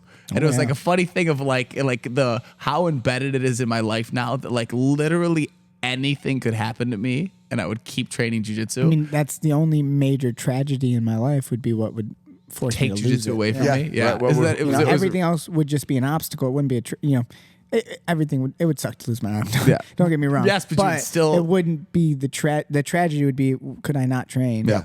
And, Yeah. and look at Nick Newell. Yep. Nick Newell. Yep. Remember? Yep. Over the weekend, he was, I don't know if you saw him too. Yeah, his little nut. One arm, and he did great. And he was I doing think. great. He was winning. Yeah. Yeah. I mean, you know, you could do great. He got You to might the actually second do day. better. Cut one of these arms off, Wait, hold on baby. a second. Go He give me a won- knife. he won 2 Jay, matches. get us some scissors. He won 2 matches, I think. On No, second yeah, day. he's super. Yeah, I mean, he he's did a really professional great. MMA fighter, Yeah. super talented guy. Shout out to him. Yeah, Man. absolutely. I mean, I'm blown away by it. I think it's Amazing. I mean, it's a World Series champion fighting for a while. Yeah. yeah. I mean, there's a lot of great examples. Like Kyle Maynard, you remember him? Yep. Same name. Maybe we should. Oh, maybe. Yeah, Kyle Maynard. He had no legs, no arms. He fought MMA, good wrestling. Really great wrestler, and he fought like one MMA fight. No I think he does kidding. like motivational speaking Yeah. and stuff too. Really fascinating. But yeah, I mean, nothing could stop me. Nothing, from doing that's what I was jiu-jitsu. thinking too. Yeah, it was really funny how it crossed. But that my would mind. be Yeah. the biggest tragedy is what would prevent me. And there are things, right? You know, when we think of like mental decline or like, you know, such physical decline that I couldn't. Could I decline mentally more? You're already on the decline. I think I'm out of kick. It's hard to decline once you're on the Yeah, bottom. once you're at 0, you There's just no kind of decline. bounce back up. What is it? Hickson has Parkinson's now? Hickson Yes. Gracie? Yeah, he got Parkinson's. Yes, I think he's so- Probably- diagnosed with Parkinson's. Probably Yeah. still training, right? I mean, Yeah, I mean, yeah, I mean, but well, I know. Do you remember our friend Chris, who wasn't he doing classes for people with Parkinson's? Do you remember that from Rockford? yes, he was. Do you remember Yeah. that? I don't really remember the details, Yeah. but that would be something interesting to hear is how that was, you know, like with the classes and what they did. This guy But I that think that was something to help them with Parkinson's. yeah, this guy that I followed for a while. You know Carl Pauli. He's a big like gymnastics yeah. guy. Yeah. And he's pull-up guy. He's very good. Just a lot of like progressions. He does a lot of like progressions, but really simple ways to get yourself to do muscle ups or handstands and stuff like that. And he does a group class twice a week with people who all have different physical disabilities. And so the class is just like, okay, today's going to be how do we get up off the floor? And all of them have different ways that they have to do it. But like you said, it's like but that's got to be super challenging for them. So it's probably tough Good and fun. challenge. And Yeah. a challenge, right? Yeah. Mentally good. and, Yeah. and also mentally good, and then also too for them. I mean, like we said, kind of like with your seal. I mean, those are super beneficial Yeah. things for their life. Absolutely. You know, getting, Absolutely. You know. Yeah. Without a doubt. And something to look forward to. Like, oh my God, I'm going to get it this week. I'm going to get it this week. I'm Yep. going to get up. You know what I mean? That's Yeah. at least that's where my brain would be. Yeah. Well, I'm excited to us talk to Steve, Yeah. our good friend Steve Kaczynski. We're definitely gonna have him on the show Oh, pretty definitely. soon. We're Yeah, he planning would be a it. good guy. Kaczynski? Kaczynski. Like the Unabomber? Oh my God. We'll have to talk to him about that. Well, we call him Home Depot Steve. Home Depot last Steve. name? Kaczynski. Am I saying it wrong? I think it's Koshinsky. Yeah, I hope so. Yeah. Ted Kaczynski. Yeah. But I always tell him he's related to Uncle Ted. Yeah. Well, we'll have him on the show for sure coming up. Yeah, that's going to be an awesome We'll episode. definitely be talking about a lot of stuff with that. So, which also brings me to one more thing before we do some questions. Okay. Music. Yes. So, I mean, like, I'll say my experience with Miguel and his music, I went to a few of your shows, usually when they're close to my house. Yes. And like, it's one thing, and this is not to be mean. I was just doing it to be nice at first. Yeah, like, I yeah. was just going to show up. No, be like, yeah, for regardless sure. of whether you were good or not, I was going to be like, hey, man, good job. Yeah. But I loved it. I was yeah. so blown away at the skill because I'm not a musical guy. I love music. I listen to a lot of music and stuff. I think everyone likes music, Yes. but I don't know anything about it. Did you ever sure. play an instrument? Never. Nothing? Okay. Not the recorder. Okay. That's conceived. The recorder, like Yeah. everyone else in the Dun, world. dun, dun. I play the spoons, Okay. but that's just a hobby. Played you a know? little saxophone back in the day. Did Do you that for really? fun. Yeah, I played a little saxophone. I could play a When little you piano. say you played a little saxophone, what does that mean? Like it was tiny? No, actually, I played the bigger saxophone. That's So awesome. the joke. tiny Yeah. saxophone is called the alto saxophone. alto I sax. played the tenor saxophone. And if you boil a potato, does it become an egg? one day, One day it might. yeah. So I played. You a little, really played saxophone?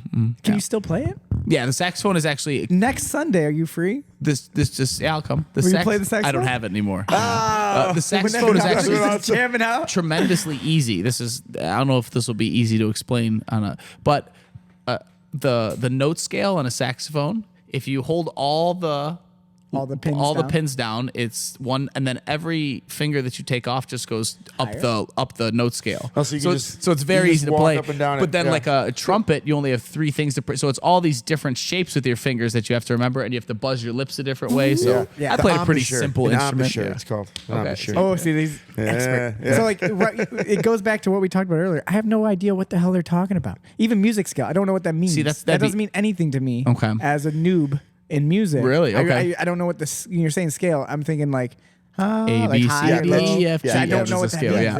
yeah. I do not. I can't read music. I can't read music either. No, really. No. So my point was though, I saw you live and I was blown away at the skill of Miguel and his band, the Three Beards. The Three Beards. The Three Beards. The Shout Three out to the Beards. Three Yeah, Beards. shout out to the Three Beards. What's your buddy's names? So Three I Beards talked to one of them. He's really nice. Their Three Beards are Vince Foss, David Biggs, and myself, Miguel Matianis. Yes, the Three Beards. So talented. They're like a cover band, but it's Yes. like a really cool cover band where they played all these like fun songs, Yeah. but with a different vibe. Yeah, I really enjoyed it. We wanted to do, the thing was, it's like, let's be an acoustic cover band, but let's cover songs that no acoustic cover band covers. Right. Because It's got a acoustic, cool when you hear vibe. like acoustic cover band, you think like 2 guys and like a candle. Right. Yeah. And they're just going to come and like serenade people. It's like, no, man, we're here to like party and like We're kinda- jam out. That's cool. It we're gave gonna me have fun some and like play fast Tenacious music. D vibes Yes. too. Yes. That's Which awesome. I That's fucking basically love kind of the Tenacious thing, right? D. And that's how it all started. So the Three Beards, Like they're hitting it hard. it you know? started out, it was me and Vince Foss. We were called Beat Salad. Yeah, beat salad, dude. So Beat Salad, so Like, You wanna mix a salad? How do you, mix how a do you- beat? how do you spell that beat? it was beat with Oh, B-E-A-T. B-E-A-T. It was That's awesome. B-E-A-T. Yeah, So, beat, not beat salad. yeah, like No, the the Beatles. Wonders. Like the Beatles, right? Yeah, the Oneaters. Yeah. the Oneaters. No, I get it. It looks like the Oneaters. So we had, Vince Foss had a little loop station. He had this little loop station that he would, and I had my percussion kit. And so he would start playing like the rhythm. So something kind of like that, right? It looked kind of like our almost board. similar to this. I'm thinking like Reggie Watts, how he does music. yes. Okay. I love he would Reggie loop. Watts, dude. Vince would loop his rhythm, and he would loop a little beat on his guitar, and then I would start playing my beat, and I would loop it. I had a little loop pedal, so we were looping beats and then playing that's so beats over cool. that. So we were like, dude, we'll call ourselves Beat Salad. We're like a beat. We're mixing the salad. We're mixing salad up, yeah. And then Goes back to his culinary. so then Dave and Vince have been playing guitar together since they were like little kids and like Boy Scouts. They've been playing together. They're both very talented. Very talented And good guitar singers, players. too. Like, Yes, they're both. I thought they were They great. could easily. Dave, for a while, was like Mr. YouTube. Dave had like one of his YouTube videos has like 1 million views and something. From him singing? And- Yeah. Dave had like a whole cool like little YouTube following for a long time. Dave and Vince were playing music together, and Vince and I were playing music together, and then we got an offer to play a show. They're like, we need another band. And Vince was like, well, me and Miguel could play the opening gig. Nice. And then me and Dave could just play the closing set. And the bar was like, all right, we're cool with that. We're fine. And so me and Vince played our set, and then Dave and Vince played their set, and there was like 30 minutes left, and my drums were still on stage. They're like, hey, let's play a couple songs all together. And we're like, cool. Your first time playing together? Yeah, was- let's just play a couple songs together. And we just ripped a couple songs. We all looked at each other and we're like, yeah, Let's do a band. no, we're That's doing awesome. this. We're not playing the separate ever I again. have not only real like daydreams, but real dreams about that of like me like being like a singer and like just being a true rock star. on the where- stage, you like right? singing? Singer. Dude, Everyone has that. I don't really like singing. Like I don't. Well, maybe I do, but I'm not a good singer. But I do daydream about being. I have dreams like a of rock me star. being like the dressed front as- man of front a man, band, right? Yeah. I have dreams of me dressed as like super- Jesus singing lead vocals for Leonard Skinner, right? I'm in the front row, right? And I'm just kind of hammered drunk. movie reference. Movie What is the There's bro? a What is the whole bro? angel band behind me. 6 pounds, 7 ounces. Baby Jesus. Don't know word yet. But yes, playing music it's a super cool Do side. you feel committed to your beard being the 3 beards?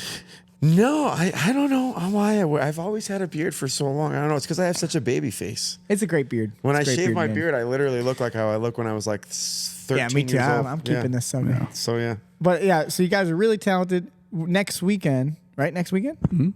The 29th, whenever that is.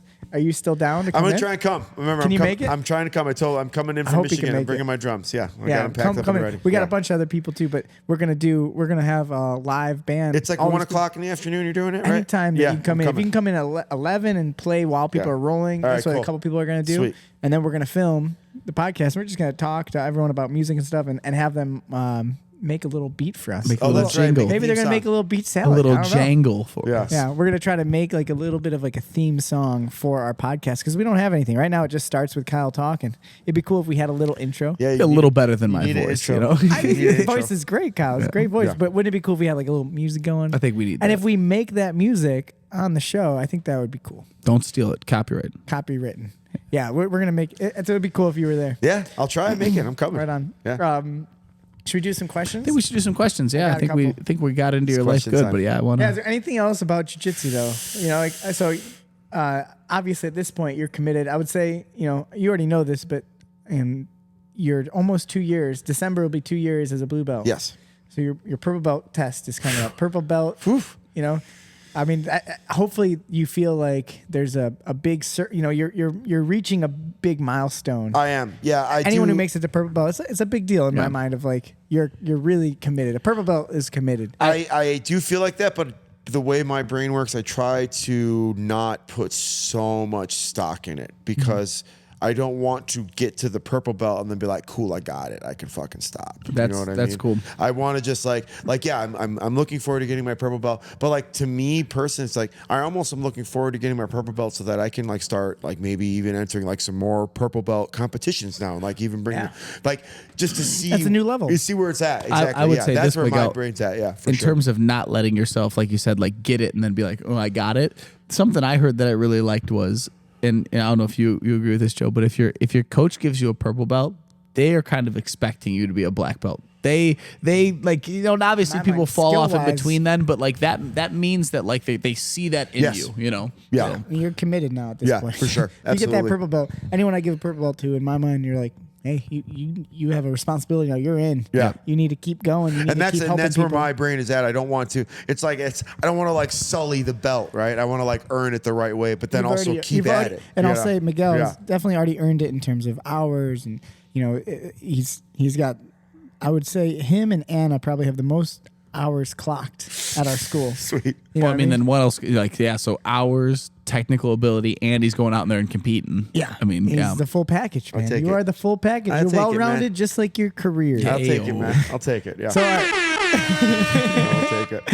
first question: how much for private percussion lessons? Oh, dude, we can do that for free. Izzy asked that. Oh, for free all day long. Yeah, Is he? I'll bring drums for free. We'll For hang out. free. Yeah. Okay, I thought that was a good one right Yeah. away. Okay. there's some bad ones here. I can't answer. All right, biggest fears coming into jiu-jitsu. Biggest fears as you started jiu-jitsu. Was there a fear? Oh gosh, biggest fears going into jiu-jitsu. Yeah, I mean, again, coming back to like the whole confidence thing. I mean, being like a chubbier guy and a male yoga teacher, that's a huge confidence like hurdle. Yoga teachers, majority of yoga teachers are extremely attractive females or like extremely skinny males. I am not like your stereotypical like yoga teacher. And I had that kind of going into jiu-jitsu. I was like, man, am I going to be like this chubby dude who's not going to be able to like hang? And then within very short amount of time, I was like, oh my God, I actually am like made well for jiu-jitsu. I think this is really Everyone working is out. made well. Yeah, Yeah. no, So it worked. we talk So about like that a my lot. biggest fear going into jiu-jitsu was like, I'm really into this. I'm really interested. Am I going to be able to do this? You know what I mean? Yeah. Am I going to So be able to fear hang? of not being Yeah. able Am I going to to, be able like- to do something that I'm super interested in, or am I going to have to like kind of like I love like motocross, but like I'm never going to go out and buy a motocross bike, but like I can watch it and enjoy it. But like whenever I watch it and enjoy it, I'm like, man, that looks so cool. Yeah. Right. You know, I didn't want that. I didn't want jiu-jitsu to be that. You know what I mean? We're on I'm the in it. sideline. Yeah, Yeah. I don't want to be on the sideline of it. Well, know? you are definitely in it. So I Make love me that. think of football. I'm about to cry. right. Yeah. Get me I out can there, do baby. that. Yeah. So this one is a two-parter. Okay. Do you still do yoga? And how has yoga helped your jiu-jitsu? I definitely has helped I you. definitely still practice yoga at home. Not nearly as much as I would like to or should. I probably get like a good 20 minutes, 30 minutes in the mornings, like 3 or 4 days a week. You're speaking of like a physical practice. Yeah, physical practice. I get on my mat. My yoga mat always stays in the living room of my house. I have a super nice, like, we have nice wood floors in the living room, and we have a workout area in the downstairs. And my wife is like, why do you have the yoga mat up here? I'm like, babe, we have these awesome hardwood floors. They're just so nice. great. They're so nice for yoga. So I keep my yoga mat up top every morning, 20, 30 minutes, but it's like a couple sun salutations, a couple stretches, mostly lots of leg stuff, like working on my legs all day long. But to say that like I have a yoga practice would be like tough, Well, right? what I'll say is that yoga, and this is from my point of view Yeah. as a yoga teacher too, is a yoga practice is always there. Yeah. Yeah, I mean, right? like a Yeah. real true yoga practice. If you know what yoga really is in your mind. Yeah, yoga isn't necessarily on the mat, right? I don't touch Yeah. my mat almost rarely ever. Yeah, and I yeah. do yoga every day For sure. in some way, Yeah. in some capacity. But Absolutely. you know, Yeah, so like the how has physical it helped practice. how has it helped your jiu-jitsu? I mean, has it? Absolutely, 100%. I mean, being the size I am, right, a 200-pound guy, I'm kind of short, so I'm like, I guess you could say like short and stocky, but there are no dudes who are my size that are as flexible as I am. Yeah. Like I'll put That's money the on first it. thing everyone says. I'll They're put like, money wow, on it. Yeah. Look at Yeah. his legs. Yeah, I can- Miguel's got a really tough guard. Super to pass. open hips. I have like really open hips and open knees. It's like the flexibility right off the bat was like I went from like I was like the new guy, but I was a new guy who couldn't get like smashed because like I knew how to like move. Use your legs. I knew how to move my legs around, and it's like you'd be surprised. Like you tell someone to take your left hand and put it like on your right hip, and someone will just be like. And they'll like stick their finger in their nose or something. You know? So like body awareness, being able to like, you know, like if I'm on my right hip and like a coach can yell out, go to your left hip, I knew right away like, oh, okay, roll over And to my left that's hip. something that's not the case with most humans who Yeah, don't it's do tough. physical It's very tough. You knew you had a really good ability to learn. Yes. Yeah. Yes. Yes. through yoga. Yeah.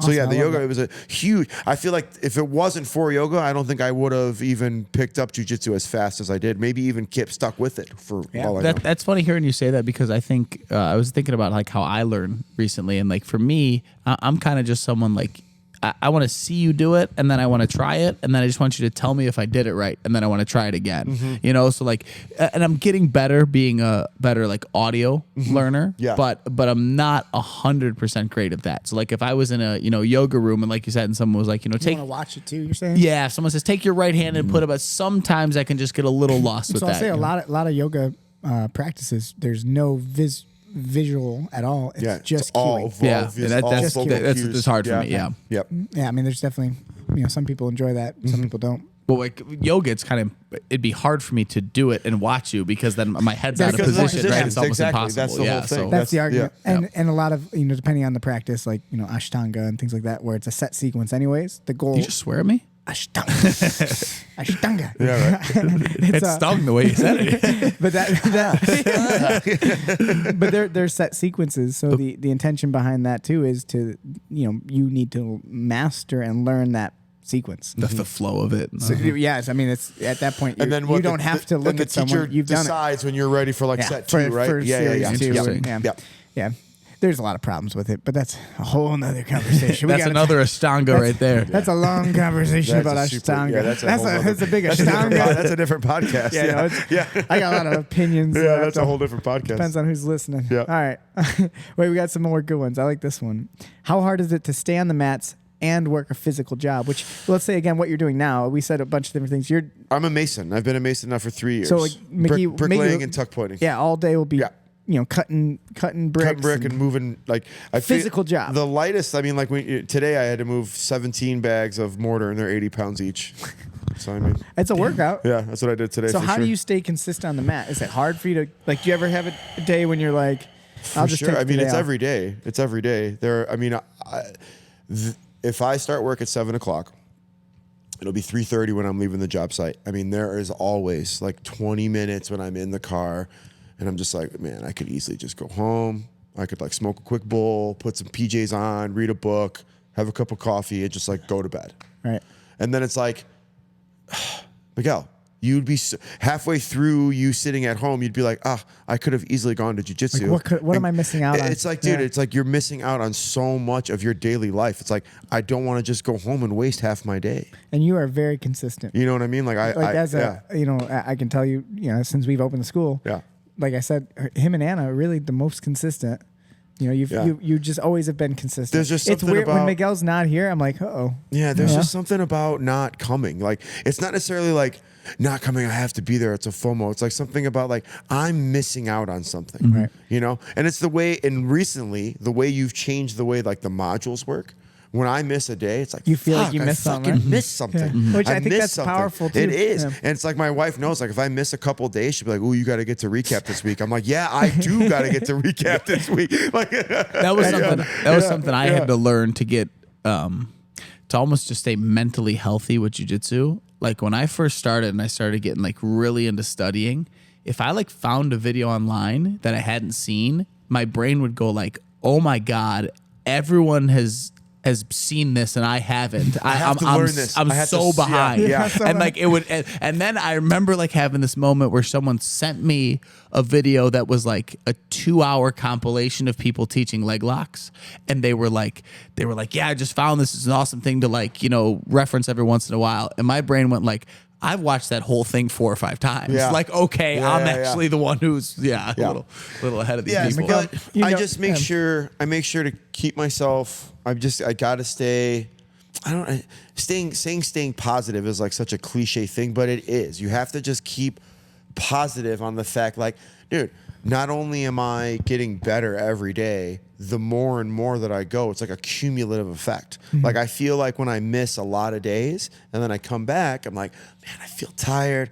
I feel when I get like a bunch of good days in a row and then I come on Sunday to open mat, like I can tell I got like a good 4 days of training in. Like I feel like that. I think this you draws know? back to the yoga part of it too, though, is that you do take you're very durable. Yeah. So I mean, you train hard and you work hard. A lot of people, especially who work that type of job, and I know that from my experience of sheet sure. metal, they don't take good care of themselves. They don't. They don't. Absolutely I not. mean, they sleep for whatever amount. Yeah. So they're laying in bed, then they drive to a job site, and they're doing some physical labor that's not an easy job. It's Yeah. like a weird. All the movements not like you're not Lift being your- like lift it with a twisting, There's- yeah. jerking motion.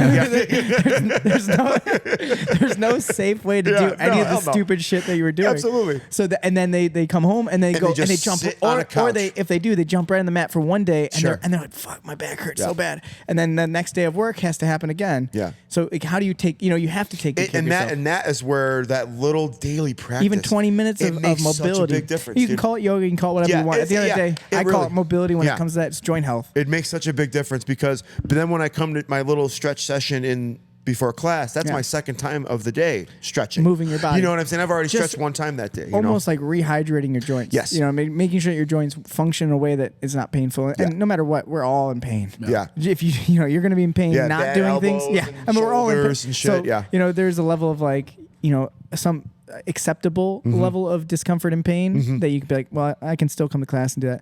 But if you don't take good care of yourself, you're going to be at the unacceptable Yeah. level really Absolutely. quickly. Yeah.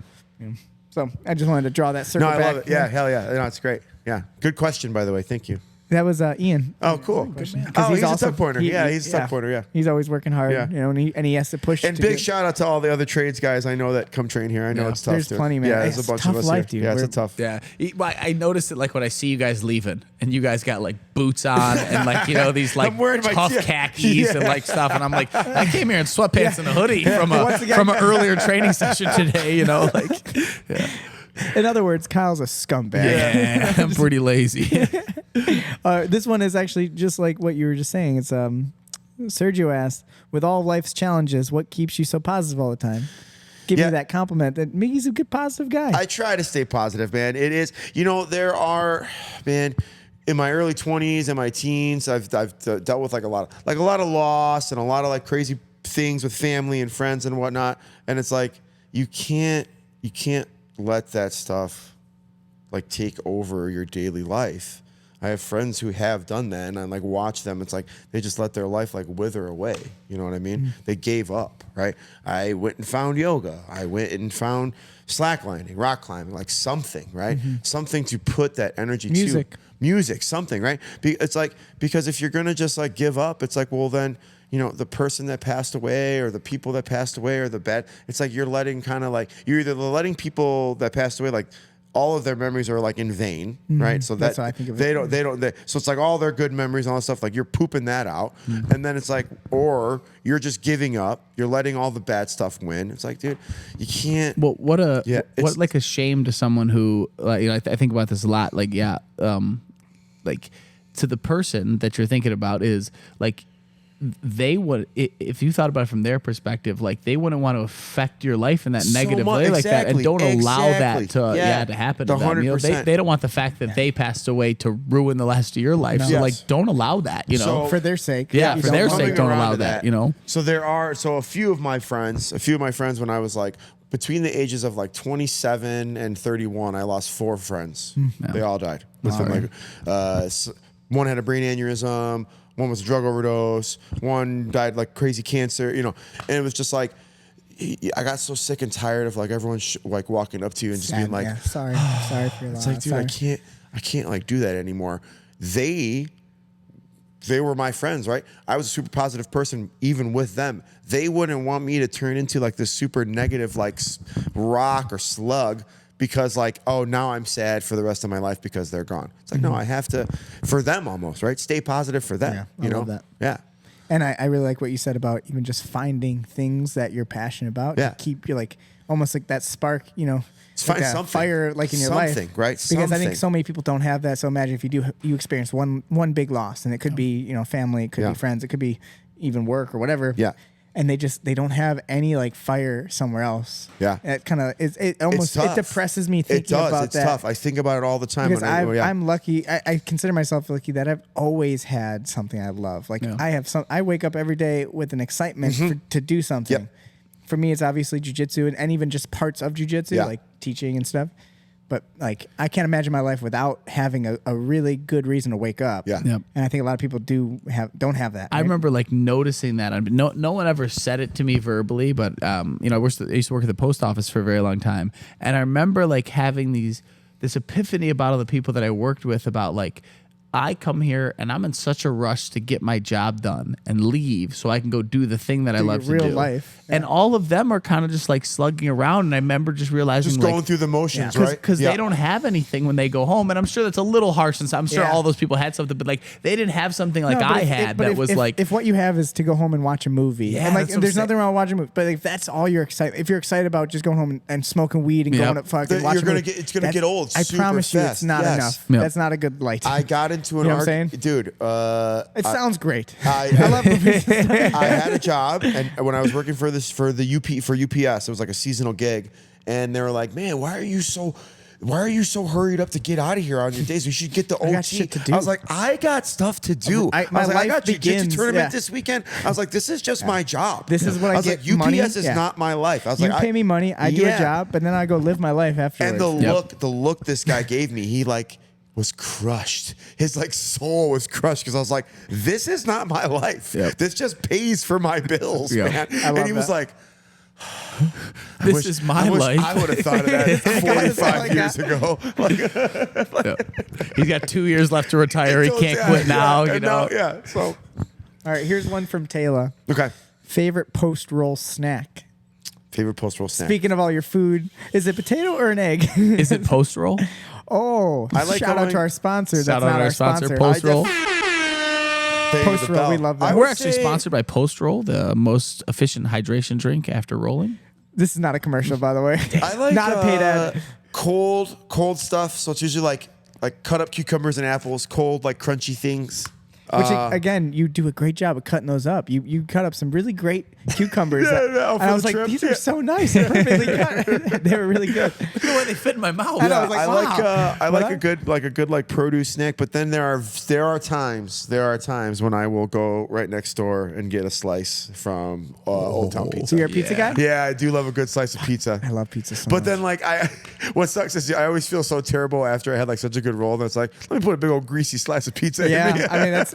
But at the same time, I've it's- never felt shame for doing that. It's like a big old double I dough get what you're slice saying, of pizza. but You know? which speaking of sponsors, I feel like we should reach out to Uncle Jerry's Pizza Hey, let's reach out. and be like, hey, we have a podcast. Can we get a slice?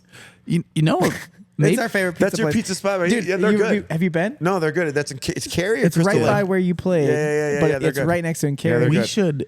Uncle should Jerry's. try to We go there record once there a- one time. We should record be the like, hey, Steve we're recording. special at Uncle Jerry's. Uncle Jerry's, dude, best pizza I've ever had. We in my need life. we need an idea button.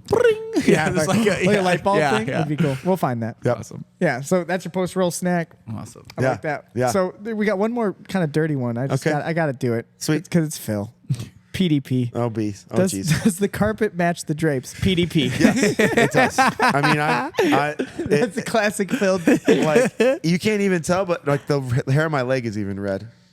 Interesting. Yeah, no, it's red. It's red everywhere, Phil. And Phil, It's red everywhere. He'll show you Phil. sometime. Yeah, it's red everywhere. Chest hair, everything. Phil will love that. Yeah. It'll make him happy. Yeah. And then we have one last thing, but this is not a question, more of a comment. Okay. By Kenny V. I love you, Miggy. Aw, thanks, V. Ken. Big Ken. I like Kenny too. He was going to jump on the podcast. We had a crisis earlier today, just so you know. Kyle, I went to go train in the morning with Kyle, and the first thing he says to me is like, hey, I'm not going to be able to make it tonight. Yeah, I didn't know if I was gonna be able to make it. And I was like, oh man, we got this plan with Miguel. I'm so excited for it. So I called. Like, oh, so I didn't for think the we- third guy. Called it a The back third guy. guy. I mean, I mean, it's not bad to have two people, but Yeah, I yeah. like the No, the dynamic. third of, people's pretty- yeah, it's you just need fun. three people. So Yeah, I was it's like, nice. we need a co-host. You know who I called? Kenny. Good. And Kenny was like, I'll try my best, but my wife. My wife's gonna kill me. I buddy. literally had it planned. I was going to drive an hour out to Wisconsin and then Hour back? and be at dinner for like 40 minutes and then drive back here. It would And have been I was bad. I would have yeah. felt really bad. Yeah, no, it so worked I'm out glad it perfect. all worked out. Grandma's Grandma's good. Grandma Perkins, Grandma Flo, Grandma Florence, on Florence their side. Rydell. Florence. Grandma Rydell. Grandma Rydell. Don't worry, he'll be there on Sunday. I'll be there on Sunday. We'll hang Good. out. She's back from Kentucky. Good. Oh man, so that's all I got for questions. I think what are we doing? How are we doing? I think we're, Pretty we're good on doing time. good. Yeah. So Yeah. I think what else would you like to say, Miguel? You got anything you want to throw out there? This How has about been your? Let's talk about. Speaking of wives, with Kenny and his wife. So your wife, Kate, My wife, Kate, she is Great runner. Oh, she's great. Yeah, she she's came here for our grand opening. That's she the did. only time I like really got to talk to her a lot. Yes. So sweet, very nice. And I'm so happy for you that you found someone who's she also is super so supportive. super supportive of the jiu-jitsu family that we have Because not everyone here. is. It's tough Yes. sometimes. Yeah. It's a hard Well, lifestyle. Her being she trains too, like I said. So when I first met her and we started dating, she was just running marathons, doing trail races. Since then, she's training she did a 50K. She did a 50 miler. Kyle, how many miles is a 50K? 50K is like 30 something, 36 miles, right? 50 Thank you, miler Kyle. she did. Yeah. She's You're now my math training man. for a 100 miler. Oh my God. Where is she going to do it? I think it's in like treadmill. Iowa Okay. or like somewhere. Yeah, because there's somewhere. There's a few of them. They There's do a one handful around of them here, yeah, that's There's like, a few of them that have. I mean, 100. technically, you could do it anywhere. Just keep going for 100 Yeah, miles. yeah. And 50 one way, she's, 50 back. She's very active in her running group. She was ahead of on the board for a while. So the fact that she has such a Active lifestyle in her art, in her sport, she gets it. Mm-hmm. She's very supportive. Like there'll be times coming home from work, I'm in my dusty clothes, and I just throw my keys down. And I'm just like, I think I'm just gonna chill. And she's like, well, it's Wednesday. I'm like, yeah. She's like, you haven't been to practice at all this week. I'm So like, she actually motivates you to go. I'm That's like, you're awesome. right. Fuck, You're that's right. I great. should get. She's like, well, because she knows that if on Friday, like I only go to practice one time this week, and she's like, well, It's on so- you. Yeah, it's on you. Yeah, so she's Now- really good about Obviously, you said Yeah. she has a running group. Yeah. If she's doing those longer runs, have you ever went and been her aid station? For any of Absolutely, those? I've seen. That's really I've cool. gone to a handful of her races Okay. for sure. Absolutely, That's really cool. So you're supportive in her. She does this trail race every year, and we go camping the whole weekend, and like I just hang out and like.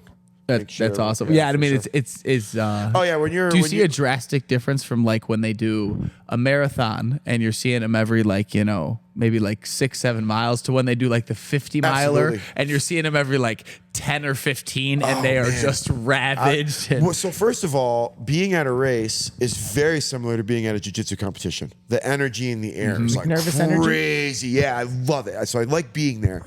But yes, you see them run up and they're like these.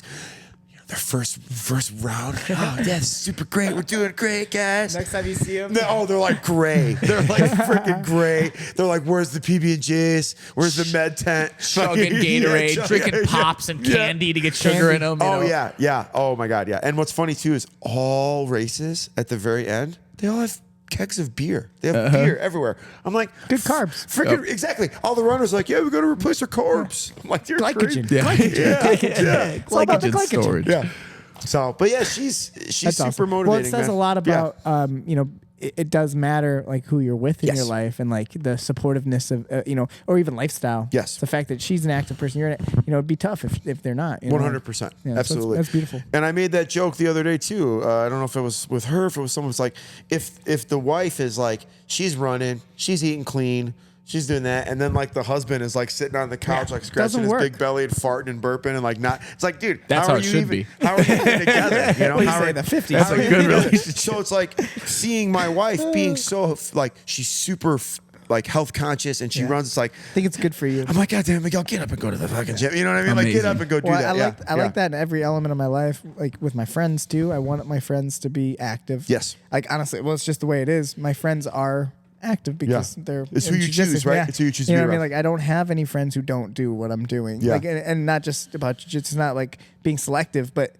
anyone in my life Yeah. is gonna have this lifestyle. It's just impossible. You won't keep up with me if you don't. Yeah, if you're not absolutely. active. I said that to Colton this weekend. It's something I've said that I've always really like appreciated about you as a friend is like when I'm around you, I don't feel Talking like about me? I don't feel like I'm doing enough, but in like a good way. You know, like that could Yeah. beat some people down, but like I'm cool with that, and I just And I, I- and it's I inspi- always it's- feel it's motivated inspiration, to do right? more. It's inspiration. you And that's know? all. Yeah. I don't want ever to make people feel like, oh, like this guy's doing more. Like it's not. It's never in a Yeah. negative way. It's only. I want you to see it and be like, oh, I can study more. I can Yep. try harder. I can do this. I can go to that tournament too. You Yep. know, and I feel that way about you too. So, just so you know, I feel it from you. Appreciate it, when man. when you're competing, I'm like, oh man, I get jealous sometimes because like you have more people generally in the division. Yeah. So you get more matches. I'm like, oh man, I honestly, I feel like that was one of the coolest things that I experienced at ADCC at both Chicago and Jersey too. It was like, we had this like Jersey, especially there was 4 of us, and we had this like such a cool little support system. It was like we had every fucking one of us on the mat, and like some of the Petigo guys were like cheering Pedigo. for Yep. us and stuff. Yeah. Pedigo, sorry, I was like, man, this is the jiu-jitsu it's a crew, community. man. We got a little crew Which here. at the end of the day, there's teams. So like of course, your team versus our team. Yeah. All that, but we're all on the same team. Yeah. Yeah. You know what I mean? Like Yeah. really, everyone is on the same team. I'm stealing this. Team jiu-jitsu. I'm stealing this from someone, but I heard it recently. I think I said it to you. It's a funny sport where you're out there by yourself, but we're all in it together. Yeah. And that's a very rare thing. Yeah, No you doubt. really are. Yeah, absolutely. Yeah, we're all on the same team here. Yeah. Team jiu-jitsu. Team Yes. jiu-jitsu. Yeah. Unless you're a wrestler. No, freaking Just kidding. goons. No, that's- or if you do sambo. Is sambo All right, even what do you real? Think of all the fun sambo stuff going on with I Craig love Jones? it. I love it. Have you been It's like, following it? let's take our pants off. So anyone who doesn't follow martial arts that much, like jiu-jitsu is obviously what we do in terms of like labeling it. It's the only real martial art. Like, so there's other grappling arts, but so the sport of wrestling, the sport of judo. You can say sambo is a sport. There's a few like international comps. things. There's there are competitions, competitions. There's combat sambo, and then there's like sport sambo. There are ways to compete in it, but it's not very popular. No. It's like just It's Russia pretty much. yeah, it's like there's no real American style like where there's tournaments people are doing it. It's just not that big. But so the whole joke is MMA or in the MMA world, what's his name? Islam Makhachev? Makhachev. How'd I say it? I just said it right. The hardest name Kyle says correct. What the hell? Why would you say so with like funny? an accent and everything? He like said it perfectly. Yeah. I'm very good at Wait, hit me with the other guys. I'm very good at Eastern European names. Alexander Volkanovsky. Yeah, there we go. Very good. So this fight's coming up. He's Russian, right? Well, he's Australian. Volkanovsky. Yeah, Volkanovsky. He's awesome. So we got Volk versus Islam. Islam represents the Sambo, world. He's Russian, and and the Australians, very famous jiu-jitsu practitioner from Australia is Craig Jones. Craig Jones. Craig Jones is Volk's coach, and just to hear him talk so much shit about Sambo, it just makes me so happy. I just think it's so funny. It's beautiful. Yeah. Because if we're honest about it, those damn Sambo guys have been really putting it to us in that damn Well, MMA. in MMA, yes. Yeah. But, like it goes back to like Fedor. It goes back to, there's a great history of MMA champions from Russia. There's Yep. always been Khabib, Yep. blah, blah, blah. There's just a bunch. Oleg Taktarov, remember him? Yeah. He's old Wow. school. Oh, that's the long. I haven't heard that name. in a long Henzo, time. Yeah, Henzo showed that boy what's up. yeah. Jiu-jitsu Henzo won- crossed wins his again. eyes. Yeah. That's a great fight to go look up. Henzo Gracie versus Oleg. We won't tell you what happens. Look it up. Tell I'll us what tell happens. you. All right. Yeah. up kick. Yeah. It was awesome. Oh, Renzo Gracie. Renzo Gracie, He up kicks him and then he uppercuts him like completely It was unconscious. great. It's really bad. That's early 90s. Volkanovski's black belt in jiu-jitsu or no? At this I bet point, you he probably doesn't. I doesn't bet matter. you he doesn't have a belt. I was saying I know he's a But really yes. good grappler. He's super good grappler. I just wasn't sure if he. I believe he wrestled on like the New Zealand Yes. national Olympic, which probably isn't Gotcha. very Okay. good. But I mean, It's that's definitely not, in terms of like. I watched a round with level. him and Craig where there was some random video. I was like, he's a great wrestler. He knows how to grapple Great for grappler. sure. Yeah, he knows what he's doing. And the style, and that's what's fun about So like, I always say this to people too about like styles. So like really, what jujitsu is a philosophy. It's not it's not technique driven. Yep. I mean, a lot of people do it that way, and that's the problem. Once you get dogmatic with technique and say like that's not a jujitsu technique, well, then you're an idiot because now you're just using dogmatic thinking, and you're not. Jiu-jitsu is a philosophy about efficiency. because I could hold someone down and mount and punch him, and that's a jiu-jitsu That's technique. beautiful. As long as it's Yeah. if it's efficiently, if it's done with the idea of structure over strength and efficiency, right?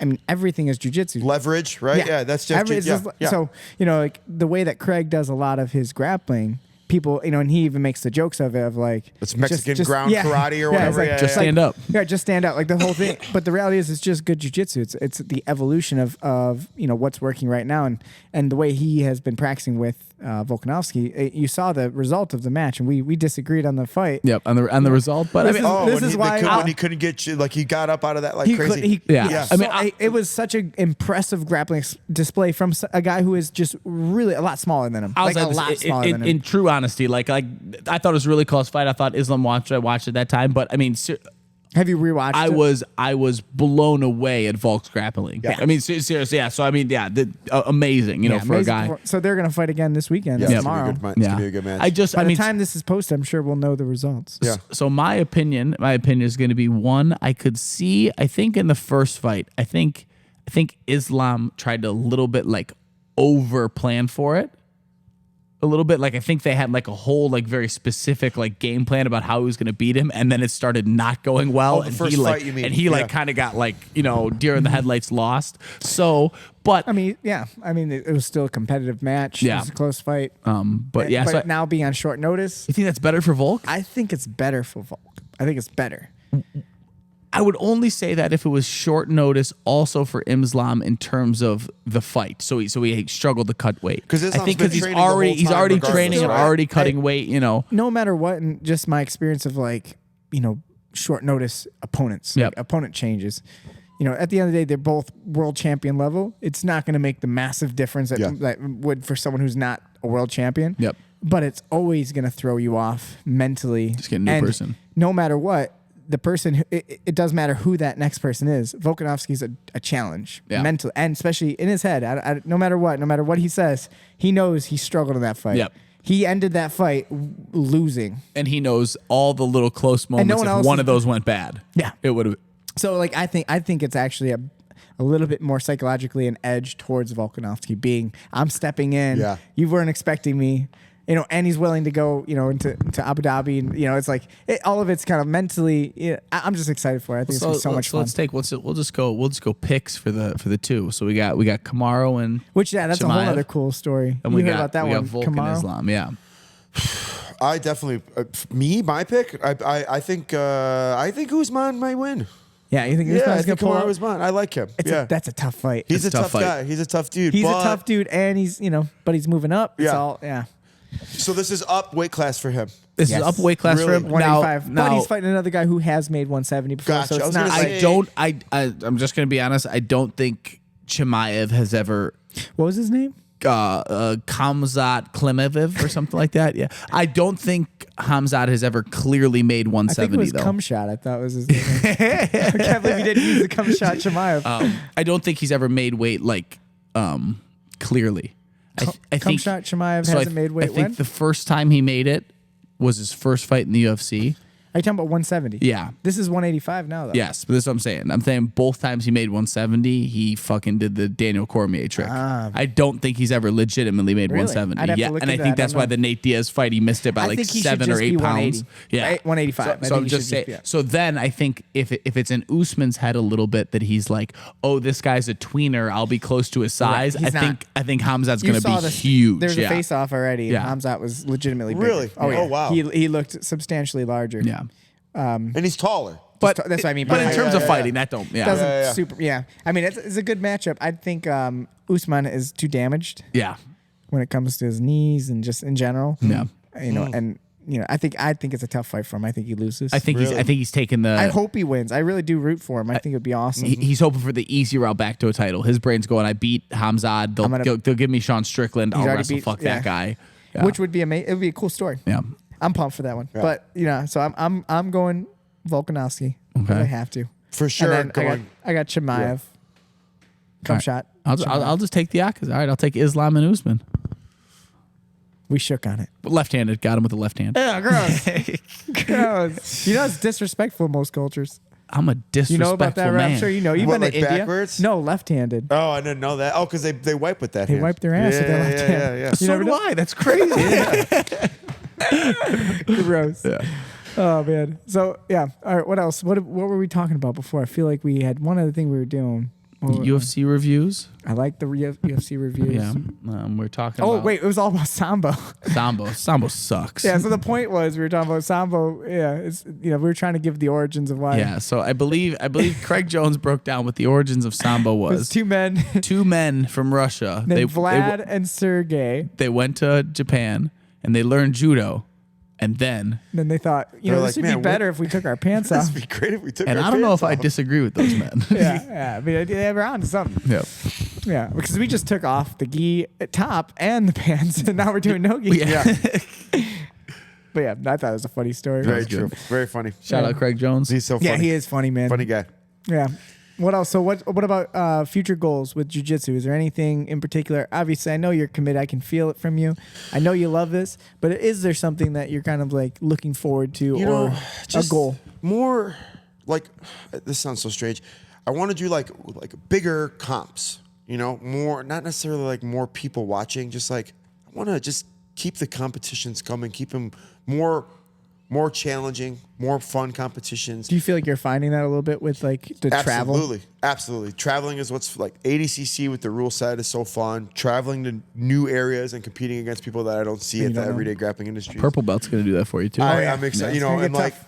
like doing the sub only stuff, like the DTC that are like that local thing, like doing stuff like that. You That's know your what I mean?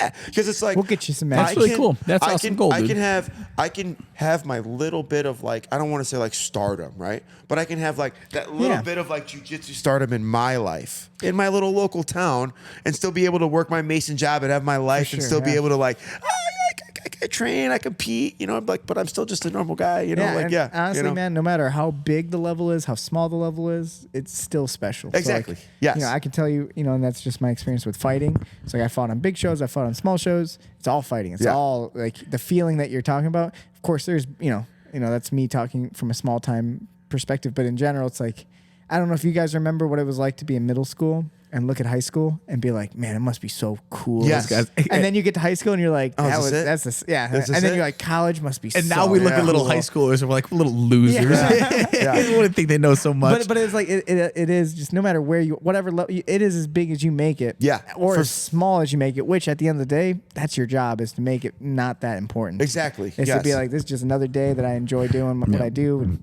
that way when you're on that stage, if you do a stage Yeah. show, like when you're, I'm sure it's the same thing with band. Like, do you feel Yeah. that way with a band? Not anymore. You Not don't anymore get at all. nervous or Not anything, anymore right? at all. I mean, yeah. dude, I watch you. You guys are so like good at performing. Like you're like Yeah. in this character. Put a show on, for Fun. Yeah, sure. it's a show. No, yeah. I was like, I'd be so nervous. Yeah. I'd be more and nervous. it used to be like that. It used Yeah. to be like that, of course. But then now it'll just But be. it's different when people are trying to choke you. Yeah. True. It is. It 100%. No matter what.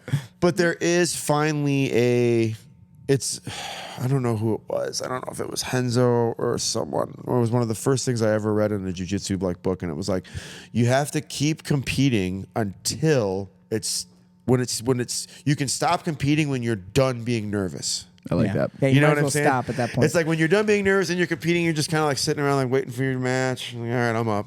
It's like, then why are you coming? You know, it's like you should be excited. It's like, all right, where's my time? Yeah. Okay, where's my bed? Okay. So it sounds like your goals are to continue just seeking keep that out. competing and keep getting better. Well, my hope, you know, if I can share my goals for you too, is to continue to push that, in a way that is you're not going backwards when it comes to the anxiety. Yeah. Right. I never want you to experience what you did in Chicago. Me either, ever man. again. Me either, for sure. That's I would state that as your goal too. Yeah. Is, you can never go back. That was my main mental thought at Jersey was like, Miguel, win or lose, it doesn't promise matter. you, no matter what, Miguel, it's still going to be hard. Yeah, always. It doesn't actually, as much as like, oh, we get better, it gets easier. It doesn't actually get easier. I'll tell you from my point of view as a small person in jiu-jitsu, everyone's like, oh, you're a black belt, must be easy.